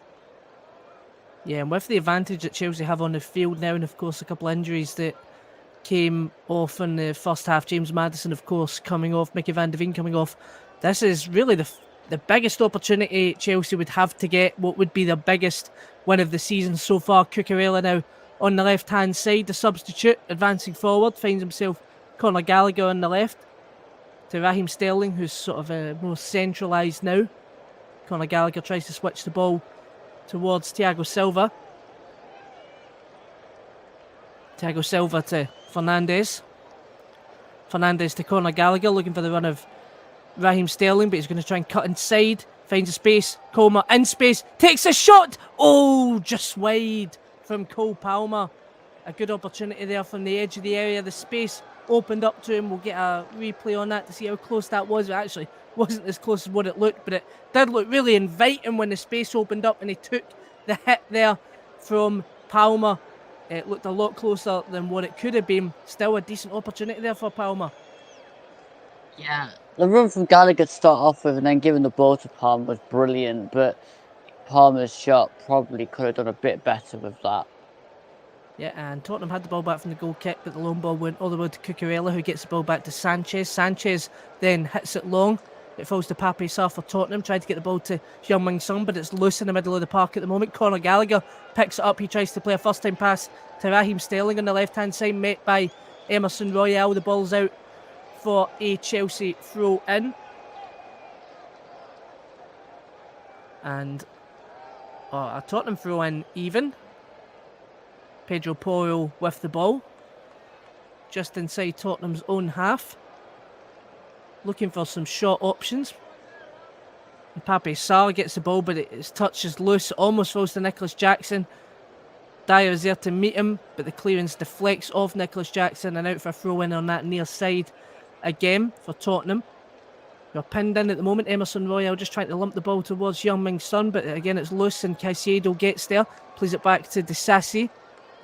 Plays the ball to Reece James, who's now advancing towards the right-hand side, where Cole Palmer is there in support. Palmer gives it back to James, gets it to Disasi, to Fernandes, who's picked up well by Tottenham there. This could be an excellent opportunity in on goal. It's almost fed through by Pape Sarr to Heung-min Son. They should have done a lot better there, but it's going to now launch Chelsea into a counter-attack. Conor Gallagher gets it to Cucurella. Cucurella trying to skip past Pedro Porro, and Pedro Porro's interception clears out for a throw-in deep in Tottenham's half.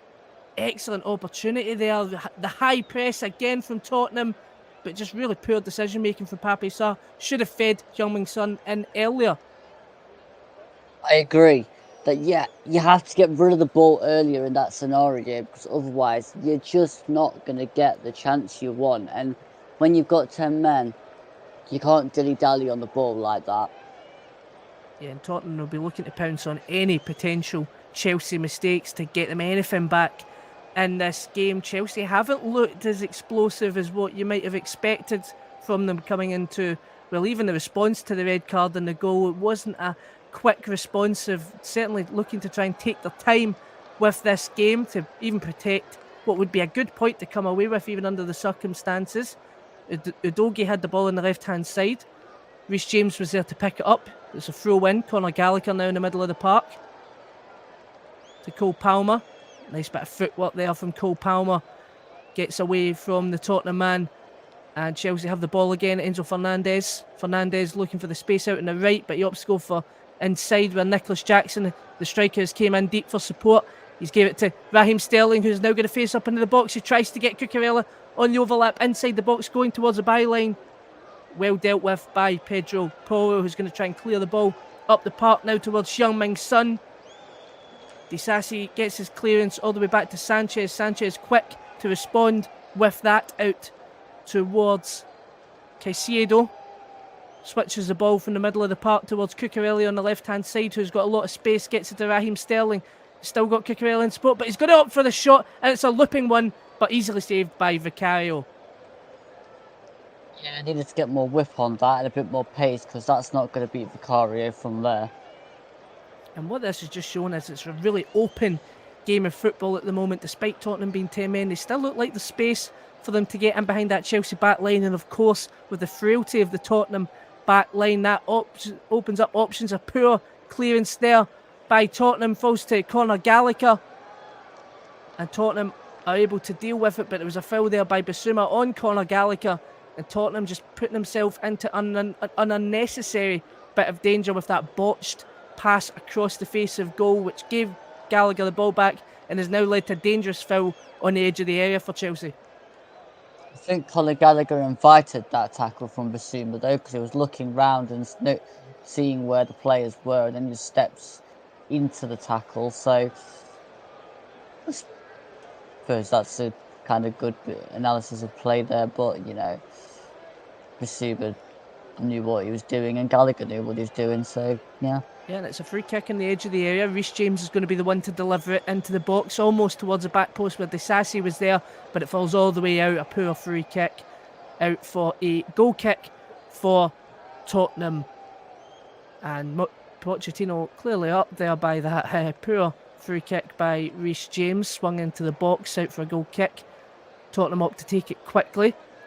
Pape Sarr in the middle of the park gets it to Bissouma. Bissouma looking for his options. He goes back to Royale. Emerson Royale now tries to push the ball forward, clears it all the way up the park towards Kuleveski, who manages to nick the ball off of Disasi, tries to play a forward pass towards Heung-min Son, but Thiago Silva was there and Reece James was also there to support. Double mark there, Heung-min Son. There wasn't much he could do with that, but Tottenham still trying to apply the pressure on this near side of their own half. Eric Dyer fouls Disasi there, or Kuleveski even fouls Disasi there on the near side, and it just gives Chelsea a bit of respite. But Heung-min Son now up top on his own. He doesn't have the support and option of Maddison. It's going to be a really difficult game for him in this second half. He'll be feeding off of scraps in this second half so far. Yeah, but I think also the 10 men did that when they took out Johnson and As a didn't give defence him that much. splitting past the apologies, look towards Raheem Sterling. Raheem Sterling in the box, shows good footwork, hits it towards goal, cleared away by Emerson Royale. As far as Fernandes dispossessed, and it could launch Tottenham into an attack now. They're looking at the options on the right hand side with Kuleveski. Kuleveski now up against Cucurella. Sarr and Son in the box. Højbjerg in support for Kuleveski. Kuleveski now with Højbjerg. That's a good bit of play to open up the space. Kuleveski now against Cucurella. Still looking for his options. Plays it to Bissouma in the edge of the area. It opens up for Bissouma. It's a poor shot. And can Conor Gallagher get the ball away? He gets it towards Enzo Fernandez. And now to Raheem Sterling. Raheem Sterling now still on the ball under a challenge by Royale. And that opens up the space now for Chelsea. It's 3 versus 2. Sterling, poor pass towards Conor Gallagher. Dealt with. And then it's a foul in the resulting clearance. Poor play by Udogie on the challenge, who, by the way, is already on a yellow card, of course. And that could mean danger for Udogie because the referee has his card out. He's already on a booking and he is off. Tottenham down to 9 men. Oh, for goodness sake, Spurs. Why? Why would you leave him on the field? He's on a yellow card. You've gone down to 10 men, and you know that he's... Oh, seriously. Like, it's such a poor tackle as well, because the ball had gone, and there was no need to do it. And that's just made Spurs' night even harder. Yeah, it was a 3 versus 2 situation there. Raheem Sterling didn't play the right pass towards Conor Gallagher. The ball fell back to him. It just fell loose. Udogie takes a really poor challenge to try and get the ball. It was a lazy challenge by the Tottenham left back. And Sterling, a quick player, a clever player, was able to get in front of that, get the foul. And yeah, a clear second yellow there for Udogie. Finds himself leaving the field. And now Chelsea have a magic opportunity here. Reece James tries to get the ball into the box to Nicholas Jackson. Was it off the line? It was. Pierre-Emile Højbjerg saving the day for Tottenham in what would have been a disastrous couple of minutes if that had went in. The quick free kick Reece James into the box. Nicholas Jackson just gets ahead onto it, and Højbjerg on the line to clear. Really dangerous, nervy moment for Tottenham, because the last thing they need now is to go 2-1 down. What a clearance off the line. Højbjerg had to get there, because otherwise that was going to go in. That was brilliant from Pierre-Emile Højbjerg. Common sense prevails for the Spurs in that moment. Yeah, backs against the wall now. If it wasn't before, it is now. And Chelsea with all of the ball at the moment. Cucurella out to Moses Caicedo, who switches the ball towards the right-hand side to Conor Gallagher, who's got Cole Palmer there. Reece James to Palmer as a quick pass towards Enzo Fernandez. He can't get his footing right, but it was offside anyway. And yeah, as the minutes tick by for Chelsea, they were obviously unfortunate. They were denied by a great clearance by Højbjerg, but they really need to start making this advantage count, and they're going to try and do that now. Enzo Fernandez coming off, and they're going to bring on the pacey Ukrainian winger, Mykhailo Mudryk. That's going to cause some problems because he's got pace and Spurs have 2 less men. So that's going to create a bit of havoc, which I'm all for.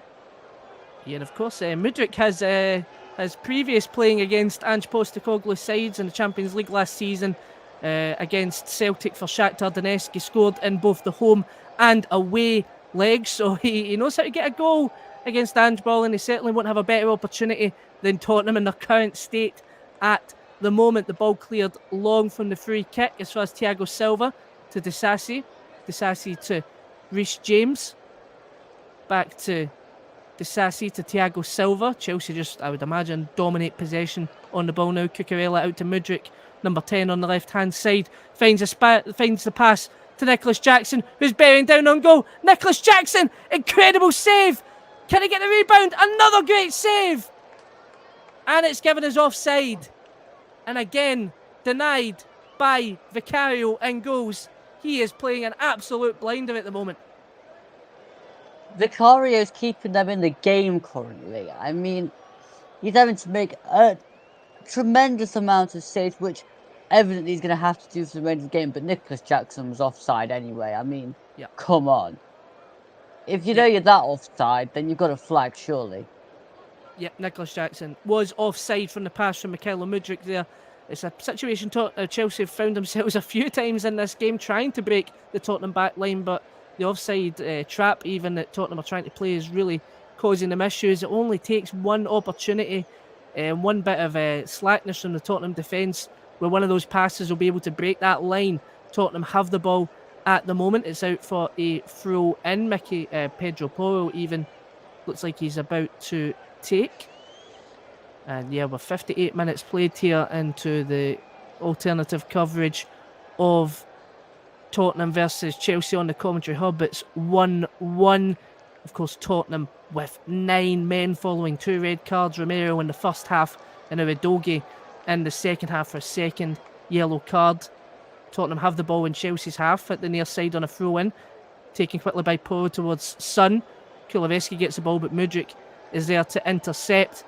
And Disasi now gets the ball all the way across towards Raheem Sterling, who's got a lot of space now. Palmer plays the ball to Raheem Sterling. That's excellent from him. Vicario out very quickly to get there. He had to be quick to get to that. Otherwise, Sterling was clear on goal. But Chelsea are going to try and go again here.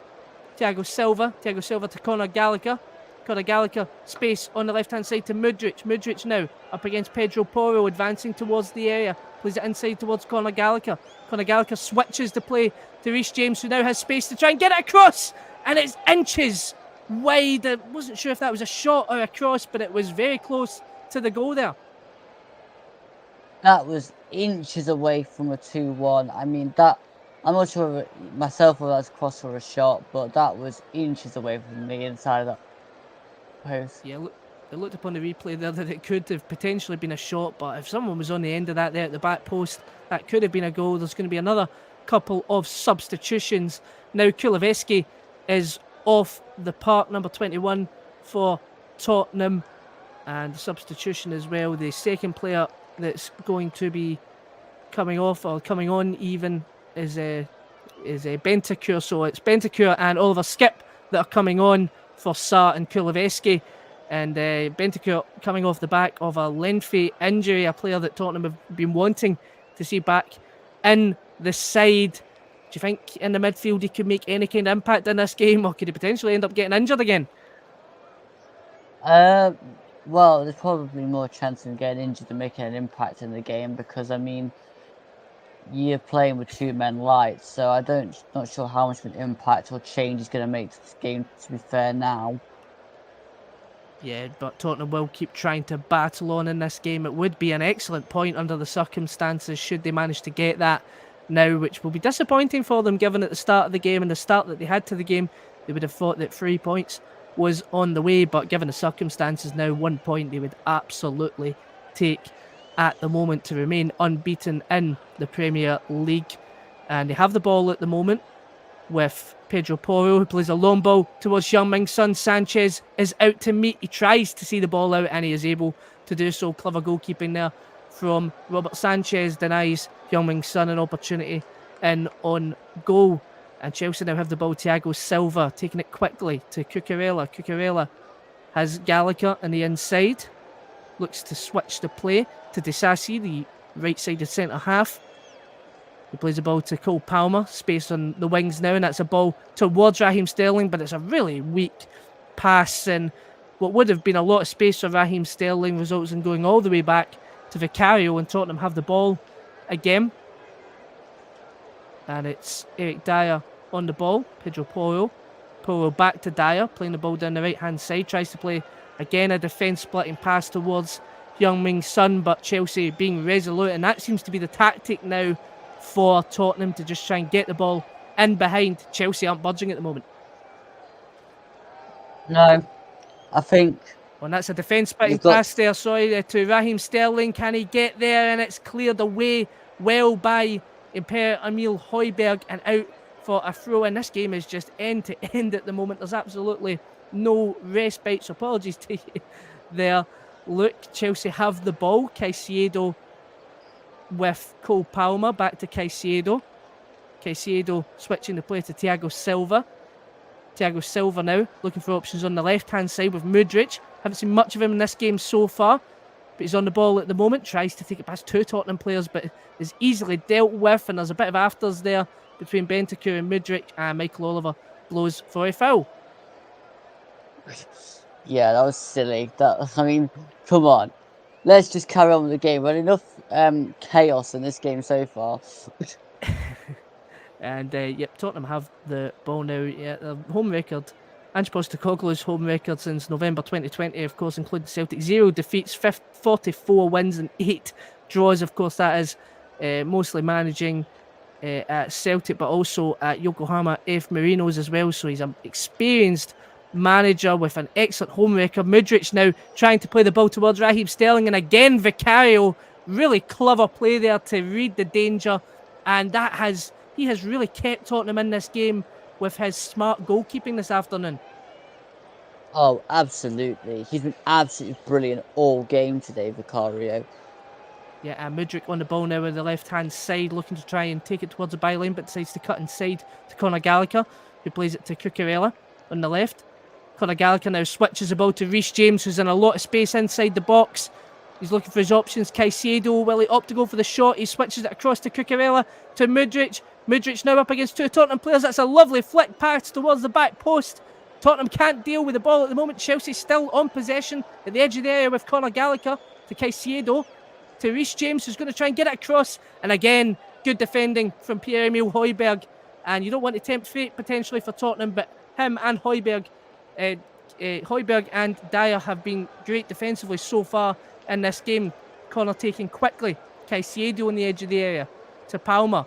Plays it back to Cucurella in the middle of the park to Thiago Silva, who's playing really high up the park now. Tottenham really pressing, Chelsea even really pressing the Tottenham area. Cucurella now, space opens up to Mudryk on the left-hand side.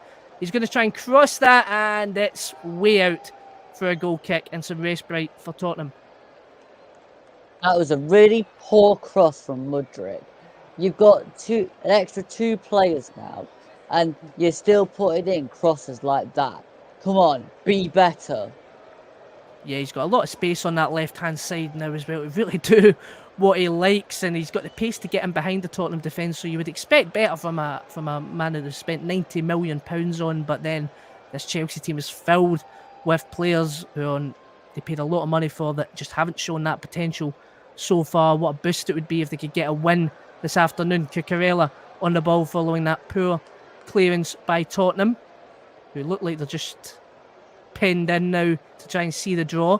Reece James to Raheem Sterling now on the right hand side, switched with Mudryk when he came on, and now the ball played, defence split towards Mudryk, but again offside, and this is becoming a bit of a problem now for Chelsea. That's a number of offsides in similar situations, and they're not showing a lot of discipline in that regard to actually try and break the Tottenham line for it to actually mean something, because it always seems to be offside. Well, Spurs have gone on into a high line, but they've also got enough space for Vicario to come out and claim it. Yeah, as you say, when they do and they're able to break that line, Vicario is really quick and intelligent to try and get the ball quickly and stop any potential attack. Chelsea on the ball at the moment. Almost flicked on there from Cole Palmer towards Raheem Sterling, which would have had him an opportunity in on goal. The long ball towards Cucurella, and this one might be onside. We'll see. Cucurella bearing down on goal, taking his time. Cucurella, great save again. Nicholas Jackson, and just intercepted at the last second by Oliver Skipp before Nicholas Jackson could pull the trigger. Chelsea are going to try and go again. That was not given as a decision as offside, the ball from Cucurella, so we play on here. Reece James towards Cole Palmer on the left-hand side. Right-hand side even. He's got options in the middle. He opts to try and cut inside. Gets the ball to Caicedo, to Cole Palmer. Palmer back to forward towards Reece James. But Reece James was in an offside position, and that is a free kick for an offside. Vicario is now down, and we'll see why that was the case. Looking at that chance again, yeah, that would have been a really tight one. Obviously, the decision by the linesman was that was not an offside. The ball towards Cucurella, but a great save from Vicario once again. Vicario is keeping them in the game. He really is keeping them in the game at the minute, Vicario. Yeah, an outstanding save there by Cucurella. He perhaps should have done better himself in that opportunity. He managed to find the space and the time. He had Raheem Sterling on the square right next to him, but he opted to go for the shot himself. Nicholas Jackson couldn't get his foot onto it, but Vicario still down at the moment. That's not good. Spurs do not want to lose their keeper as well as everything else today, because that really would put the icing on top of the cake.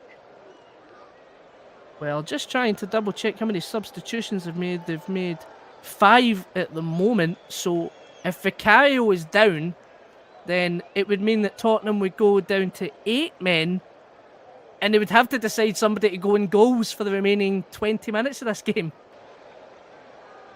Oh dear.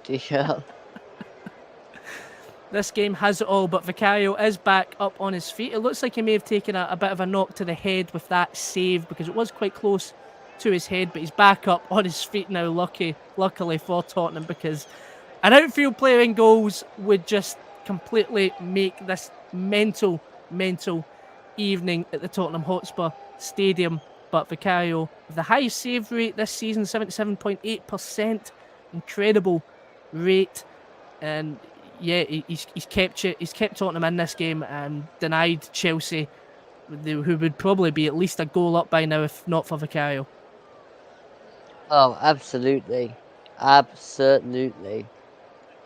yeah, we're coming into the 69th minute mark, or coming to the 70th mark even, and the ball cleared up by Vicario towards Emerson Royal, but Reece James is there to meet, so it's out for a throw-in. Tottenham will have the ball at the moment. A rare bit of possession in this second half. It feels like Chelsea have only increased their possession stats, 60% of the ball so far in this game. Oliver Skipp tries to skip past Reece James, but is well defended. The ball goes back to Sanchez. Sanchez quick to get it out to Cucurella under pressure from Heung-min Son. Cucurella's pass towards Mudryk in the middle of the park. brought down by Pedro Porro, and it's going to be a free kick to Chelsea at the halfway line. And Chelsea now, the clock is ticking for them to try and get the winner in this game. Long ball there from the free kick to Mudryk. Tried to get to Sterling, out for a throw-in. And Chelsea, again, just not showing any attacking potence as they didn't really do in the first half. They're not taking advantage of the advantage that they've got at the moment. I think it's pretty poor when you can't get balls right across the pitch when you've got 2 extra men. Seriously. Yeah, it's not showing at the moment too much. Tottenham have obviously got their backs against the wall and it's made the game difficult. But Chelsea, as you mentioned, just not taking advantage of the extra 2 men that they have on the park over Tottenham after those 2 red cards. They have the ball at the moment though, Chelsea, with Caicedo back to Thiago Silva, who switches the play towards Mykhailo Mudryk. Mudryk now with a lot of space on that left-hand side to go for a bit of a run. And he doesn't get his footing right. It's well defended there by the Tottenham player. Just runs straight into Pedro Porro. Weak play from Mykhailo Mudryk, but good defending from Pedro Porro. Well, I've not been impressed with Mudryk so far. All he's done is just try to run at players instead of actually using the ball. And when he's got the ball out, he's got it wrong. Yeah, he's been struggling on that left-hand side. He really needs for the space to open up for him to really try anything. He's struggling it up against Pedro Porro so far. The free kick went long all the way towards Thiago Silva at the back line to Moses Caicedo. Cole Palmer back to Disasi. Chelsea have this in their own half now, just taking their time. That's a long ball towards Mudryk again, easily dealt with by Pedro Porro. Almost launched Tottenham into attack, but Porro now has the space on the right hand side. Good perseverance from him there. He takes his time. It's filled by Cucurella, and now Tottenham have a free kick in Chelsea's half. Good play from Porro, that. Yep, Porro going down there on Cucurella. And don't forget, you can follow the Commentary Hub on Twitter. The handle at Commentary Live 1. The Tottenham free kick didn't amount to much. Chelsea have the ball back now. Conor Gallagher to Disasi. Disasi to Reece James. Reece James on the right-hand side towards Raheem Sterling. Raheem Sterling plays a 1-2 with Palmer, but it's well dealt with by Tottenham. And it's going to go back to Vicario, who's going to try and punt it long and just get the ball away from danger. And that is well taken by Cucurella for Chelsea, who plays it all the way back to Sanchez. Sanchez to Disasi to Caicedo. Switches the play to the right-hand side with Reece James to Cole Palmer. Palmer to Moses Caicedo. Caicedo to Disasi. And on the right-hand side now with Reece James to Raheem Sterling. Sterling to Palmer. Chelsea just keeping possession safe. And that's broken the play now. Raheem Sterling bearing down on goal. Jackson in the middle. Nicholas Jackson! Goal for Chelsea! The pass split the defence for Raheem Sterling. And it was Sterling and Jackson clear on goal. Sterling squares it into Jackson with the finish. 74 minutes on the clock. It's Tottenham 1, Chelsea 2. Yeah, they've finally managed to break through that Spurs back line, and the breakaways are brilliant from Sterling all game, and then it was just swept straight across to Jackson. That pairing is deadly when they're on form, and that's just brilliant. That's absolutely brilliant. Yeah, it's been coming all afternoon for them. They've been trying to break Sterling in behind that high Tottenham line. And the pass there from Reece James this time did break the Tottenham line. It looks like it was onside, so I don't think we'll get a VAR check this time. And the ball comes in to Nicholas Jackson with an easy finish, but he's still got to be there to do it. And he does it into the bottom right-hand corner. Good goal for Chelsea. And Tottenham now have to try and respond with their 9 men to salvage something for this game.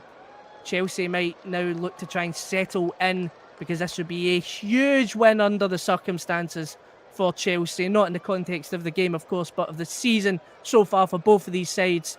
For Chelsea to be the first team to hand Ange Postecoglou's Tottenham a loss, it would be incredible. VAR, however, is checking for possible offside, and once again, we're talking about fingernails here, if that's offside, but it has been given as onside, so the goal is given for certain. It is 75 minutes played. Tottenham 1, Chelsea 2.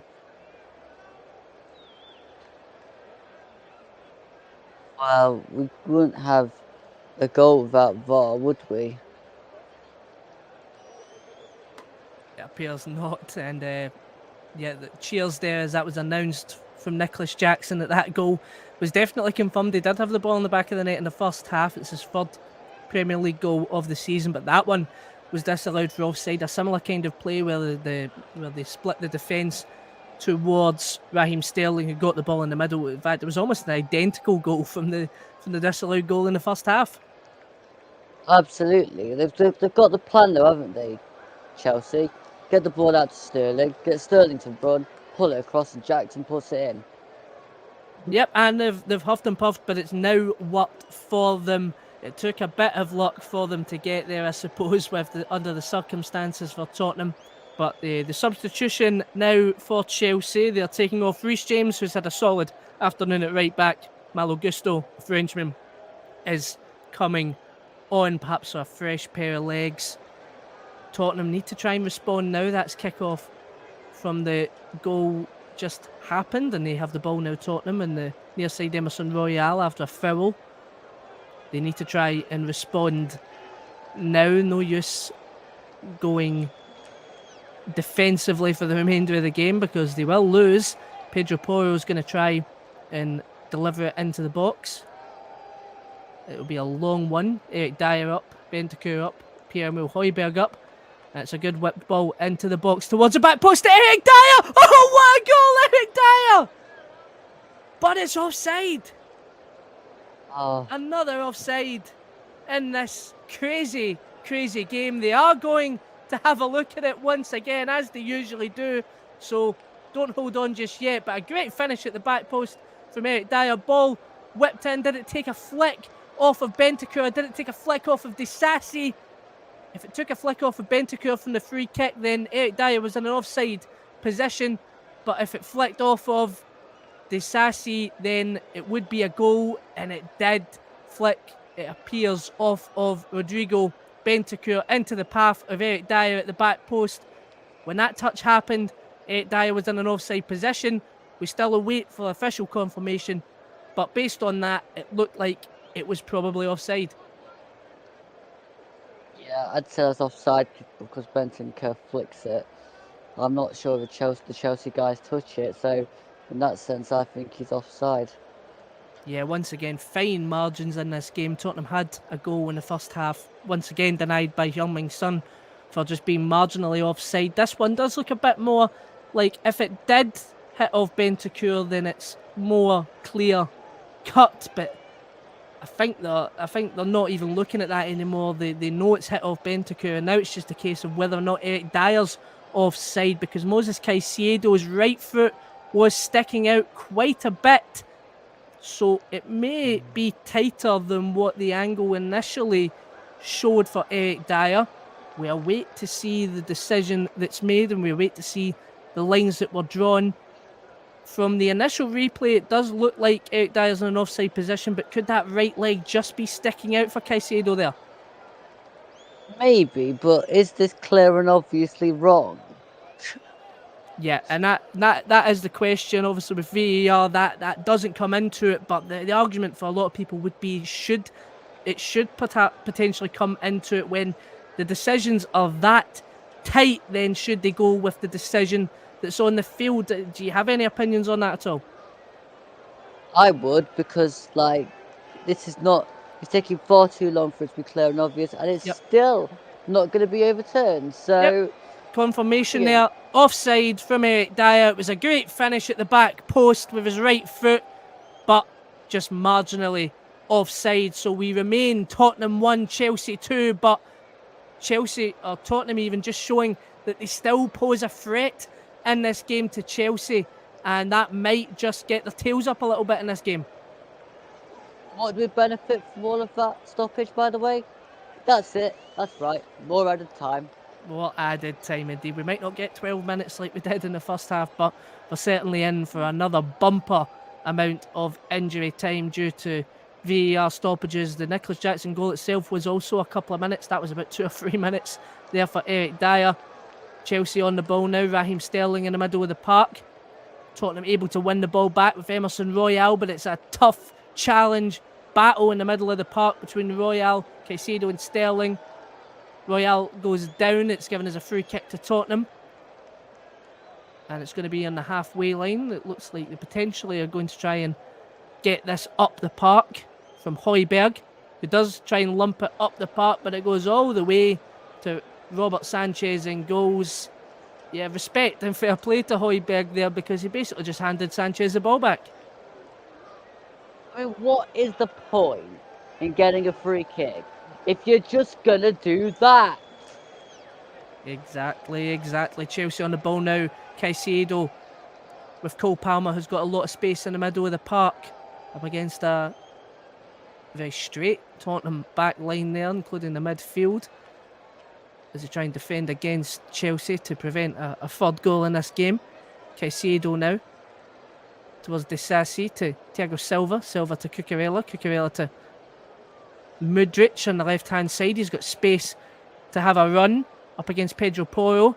Can he get the better of him this time? He can't. He tries to get the ball into the box. Porro is there to meet him. The loose ball just picked up by Pedro Porro, but the referee waves play on. It was a foul from an advantage. Cucurella on the ball now. Mudryk's just getting back to his feet on that left-hand side. Conor Gallagher switching the ball to Caicedo in the middle, who switches it to Sterling on the right-hand side, who has a lot of space. He's got power and support, but he opts to play the ball back to Gusto. Gusto all the way back to Disasi. Disasi sees a space of Sterling on the right-hand side, but his pass was blocked by Bentancur, so he goes to Gusto. Back to Sterling, back to Gusto, and all the way back to Disasi, who will try and recycle the play again for Chelsea as they look to try and see out what would be a massive 3 points and undoubtedly the biggest win of the season. Cucurella on the ball now. Up to Thiago Silva. Silva to Caicedo. Caicedo to Cole Palmer. Back to Disasi on the right-hand side now to Gusto. Gusto looking for the pass of Sterling to split the Tottenham defence again.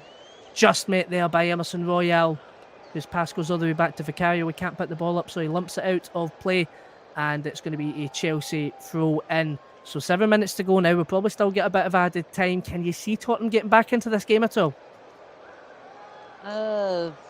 Honestly, at this point, no, not unless from a set piece. I think Chelsea will just control it quite well.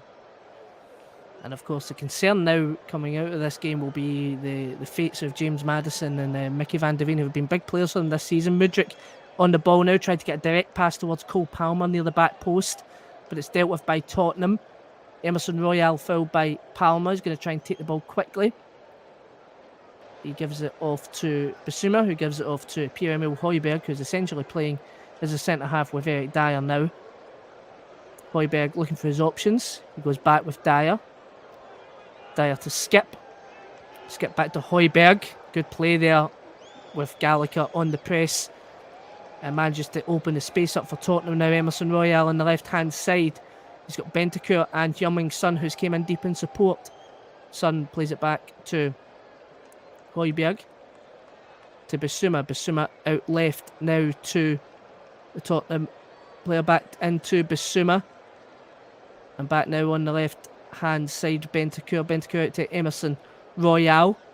Royale now squaring up to Gusto. He's got Bentancur in support. Plays it all the way back to Pierre-Emile Højbjerg, who looks for the run of Bentancur, but opts to go for Emerson Royale, who's stuck on that left-back position. Fouled, a weak foul there by Malo Gusto. Gets himself the referee's book, not what they want from the substitution. And yeah, foul there, easy foul there from Emerson Royale on Gusto. Gives Tottenham a great opportunity to get the ball into the box just in Chelsea's danger area.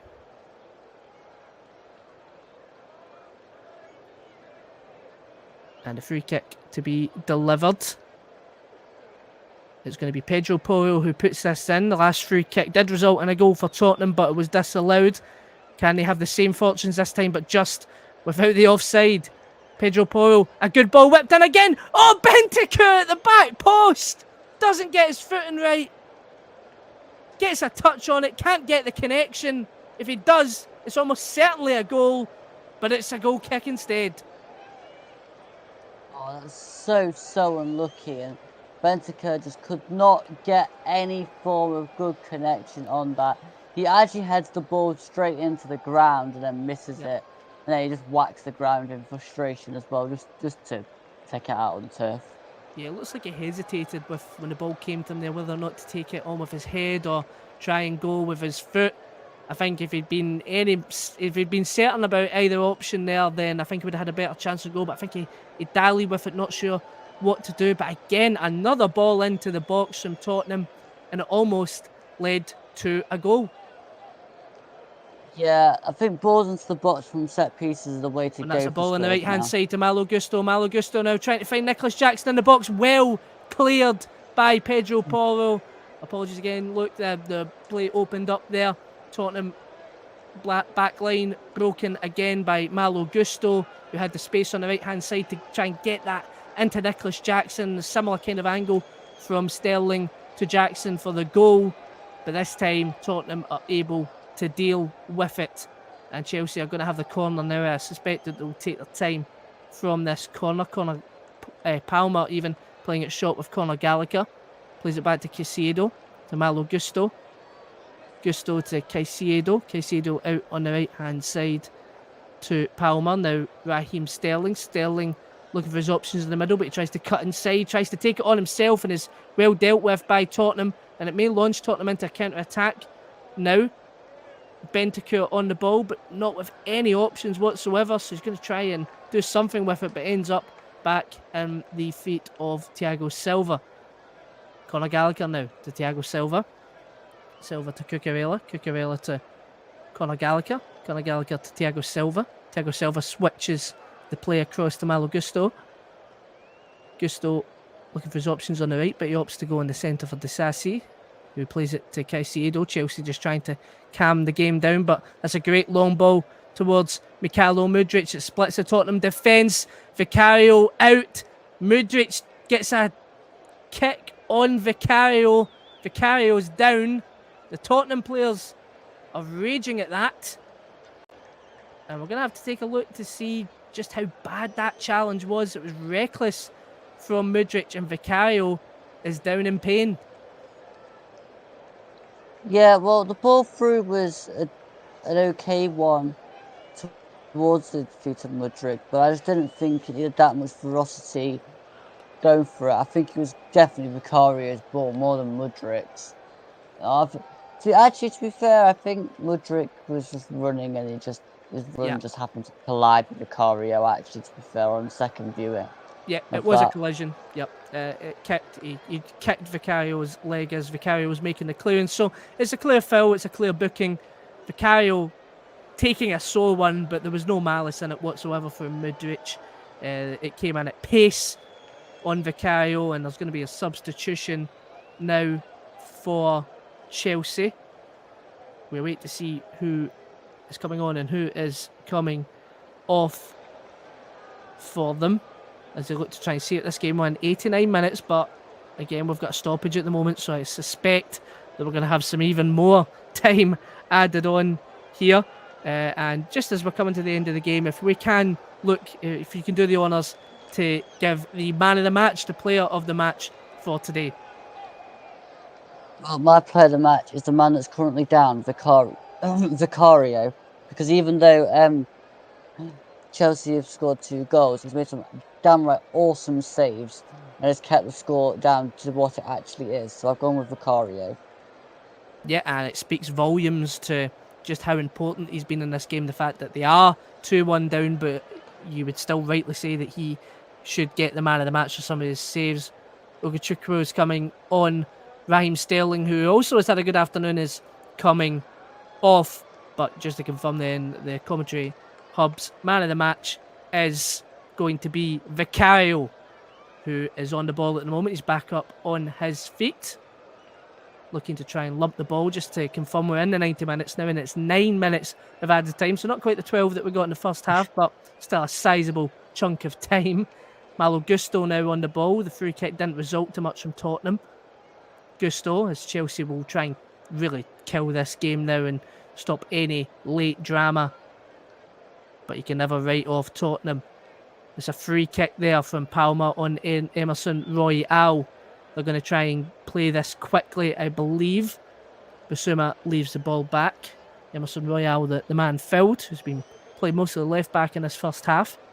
It's going to be, again, another free kick in a similar position to the great chance from Eric Dyer that was given as offside from the goal. Whipped in, this time towards Dyer at the back post again. Dyer gets his head across. Youngming's son is there, gets a touch on it, and he just can't get the space in the middle of the box to bring his touch down. Chelsea are able to clear the ball away, but the danger is not over yet for Chelsea. They've got a throw in now, Tottenham, at the halfway line. It's going to be Basuma to take. It's a weak one back. Gallagher is there to clear. It's going to be another throw in even, and it's Emerson Royal who plays it back towards Højbjerg.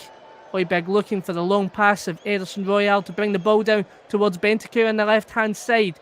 Bentancur up against Gusto, and Palmer plays it back in the midfield to Højbjerg. Højbjerg to Bentancur. The space is opened up now to get the ball into the box. Gusto clears it away just as it was going out for a corner as he intercepted that cross. It's going to be a throw-in again on the far side, still in Chelsea's half. This game is not over yet. 92 minutes played. It's still Tottenham 1, Chelsea 2. We're into 9 minutes of added time. It's Oliver Skip on the ball. Skip to Pedro Porro. Tries to get the better of Cucurella, but good defending from Cucurella, and then he wins a resulting foul just to give Chelsea some respite in this game. Yeah, I think that Cucurella knew what he was doing there, bought the foul, just trying to take a bit more time out. It doesn't really bother Chelsea at this point. They just want to get to the final whistle. Yep, and the final whistle is bearing down. Thiago Silva's pass out to Mudryk. Mudryk to Uguidi in the midfield, and it's dispossessed, and Youngming's son now has an excellent opportunity. He skips past. Can he get the shot away? Saved by Sanchez. Important save for Sanchez to make, and he's able to pick the ball up. But the space opened up. It's rarely opened up for Youngming's son in this game. It's a decent opportunity on goal, but Sanchez is able to get down on the left-hand side to deny Tottenham an equaliser. Had to make that save, but I also think that Son probably could have done a little bit better there. That was his chance. And the ball's in. Nicholas Jackson! There's the goal. There's the clincher. Tottenham 1, Chelsea 3. The ball on the right-hand side again. In across to Nicholas Jackson to give Chelsea all 3 points at the Tottenham Hotspur Stadium. And in a flash from that chance for Tottenham, Chelsea add a third, and they are cruising for 3 points in the derby. And again, it just comes from that side where the ball just comes straight across and Jackson just finishes it.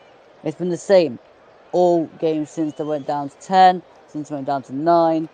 And I have to say, the players to blame for this are Romero and Udogie, who got sent off. Because without those two getting sent off, there would not be that much space and that much openness for these goals to go in the first place. It's a brilliant run, brilliant ball across, and a brilliant goal. But the space and the players shouldn't be there, because the actions in the game further on should not have happened. Yeah, so much space on that right-hand side. Palmer just able to easily get the pass forward to Gallagher, who's got yards and yards of space on the right-hand side. And once again, nobody picking up Nicholas Jackson in the middle for a easy finish, his second goal of the game. So looking like Tottenham facing down the barrel of their first defeat of the season. And yeah, a lot to mull over. 2 red cards, some injury-wise with Maddison and Mickey van de Ven. They talk about Spurs falling apart. Could this cause a bad reaction now going into the rest of the season? It all depends on kind of how long the injuries are out for, but I think there's definitely a discipline problem within this side, because if you're down to 10 men, you do not make a challenge like that Udogie's made. But also, I wouldn't have kept Udogie on the field on a yellow card when you're down to 10 men. That would have been the first substitution at half time I'd have made. And it's ridiculous that he never did it. But then again, it's pathetic that he made a tackle in the first place to get himself sent off. So there we go.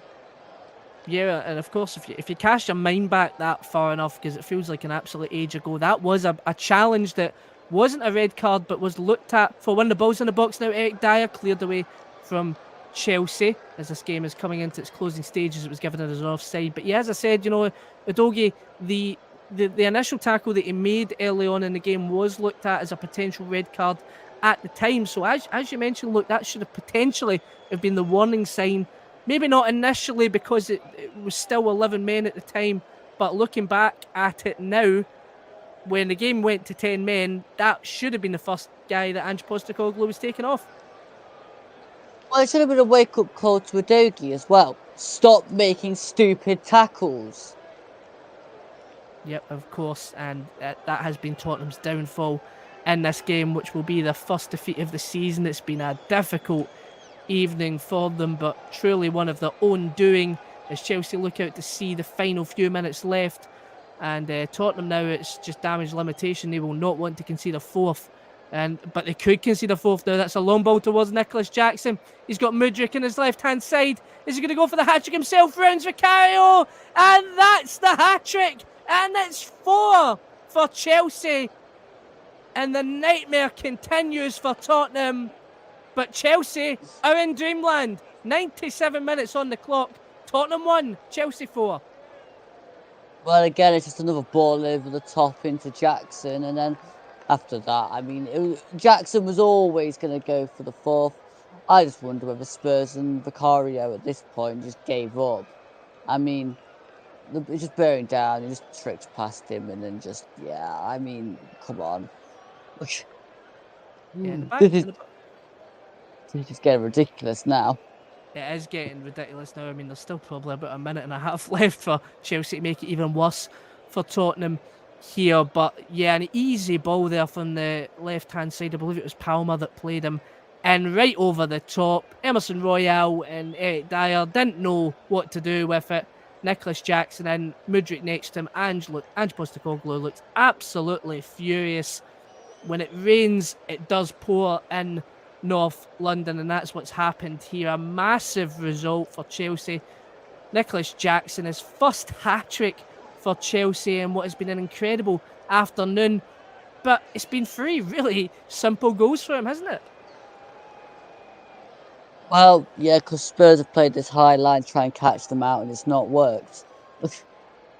And they're trying to play the high line again. Mudryk now bearing down on goal. This could get from bad to worse. Mudryk in for Nicholas Jackson, who was almost there for a fourth, and skies it over the bar. That could have been 5 going into the dying embers of this game, and that should be the game now for Chelsea. We're into 99 minutes, a goal kick for Tottenham, and that might just be that for Tottenham. This is the first defeat of the season. Of course, they'll have to look at some injuries now. They deal with suspensions. They're going to their next game away to Wolves, but for Chelsea, this is a massive result, and it is full-time at the Tottenham Hotspur Stadium. Mauricio Pochettino has had a dream return to the Tottenham Hotspur Stadium. Ange Postecoglou, this was a nightmare game from him from the moment the game went to 10 men in the penalty. It was always an uphill battle. They did take the lead 1-0 with Kuleveski, had a goal disallowed by Heung-min Son. Then Chelsea had 2 goals disallowed, one Raheem Sterling, Caicedo, before a red card and a penalty given by VAR gave Cole Palmer the equaliser. Then going into the second half, Chelsea managed to take the lead on 75 minutes. They made it 3-1 on 94 minutes, and on 97 minutes made it 4-1. Udogie was sent off in the second half as well, just to top off a nightmare game for Tottenham. For Chelsea, they are in dreamland. Thank you for listening in to the Commentary Hub's coverage of Tottenham versus Chelsea. It finishes full time at the Tottenham Hotspur Stadium. Tottenham 1, Chelsea 4. Thank you very much, Jack Essen and Luke Turton, for excellent commentary throughout this game this evening. 111 minutes played in total, with the 2 injury times which were added on in both halves of this game tonight. 111 minutes of football that myself, Jack, and Luke have witnessed this evening, and what a game! Nicholas Jackson, I don't think he's scored an easier hat trick of his career, or an easier hat trick has ever been scored in the Premier League than the one that he has got this evening. And Luke, I'll come to you, my friend. What's your overall thoughts on the game? And Tottenham, can't really have any complaints about the result, can they? I just find that sometimes players' intelligence just is not there. I mean, Ramiro never needed to make that tackle in the box. Adogi definitely didn't need to make that one for the second yellow card.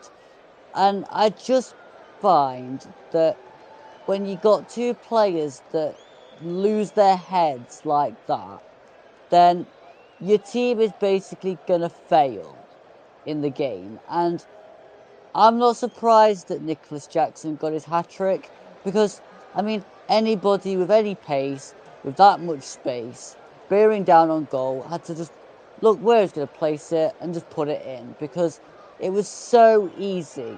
If it wasn't for Vicario and Højbjerg, they'd probably been buried about 9 or 10-1. And to be honest, it was just embarrassing. The players that got to call themselves professionals, give me a break. Yes, and also look, and then we'll run up the rest of the day's scores, and then get Jack's loss before we can get full round of all the Premier League action from the weekend. And the pair for Youngman Son's thoughts as well, Jack was, no, Jack, Luke, sorry, is the score was a 2-1 to Chelsea. He had a great chance to equalise, and it is straight into the arms of Sanchez, who couldn't have had an easier save to make all season so far for Chelsea. And a few seconds later, Chelsea go down the other end of the pitch, and Jackson gets his second and Chelsea's third to seal the game. Don't take your chances, you get punished. It's simple as. Son should have took the chance, he didn't, he got punished. Simples. Yes, absolutely.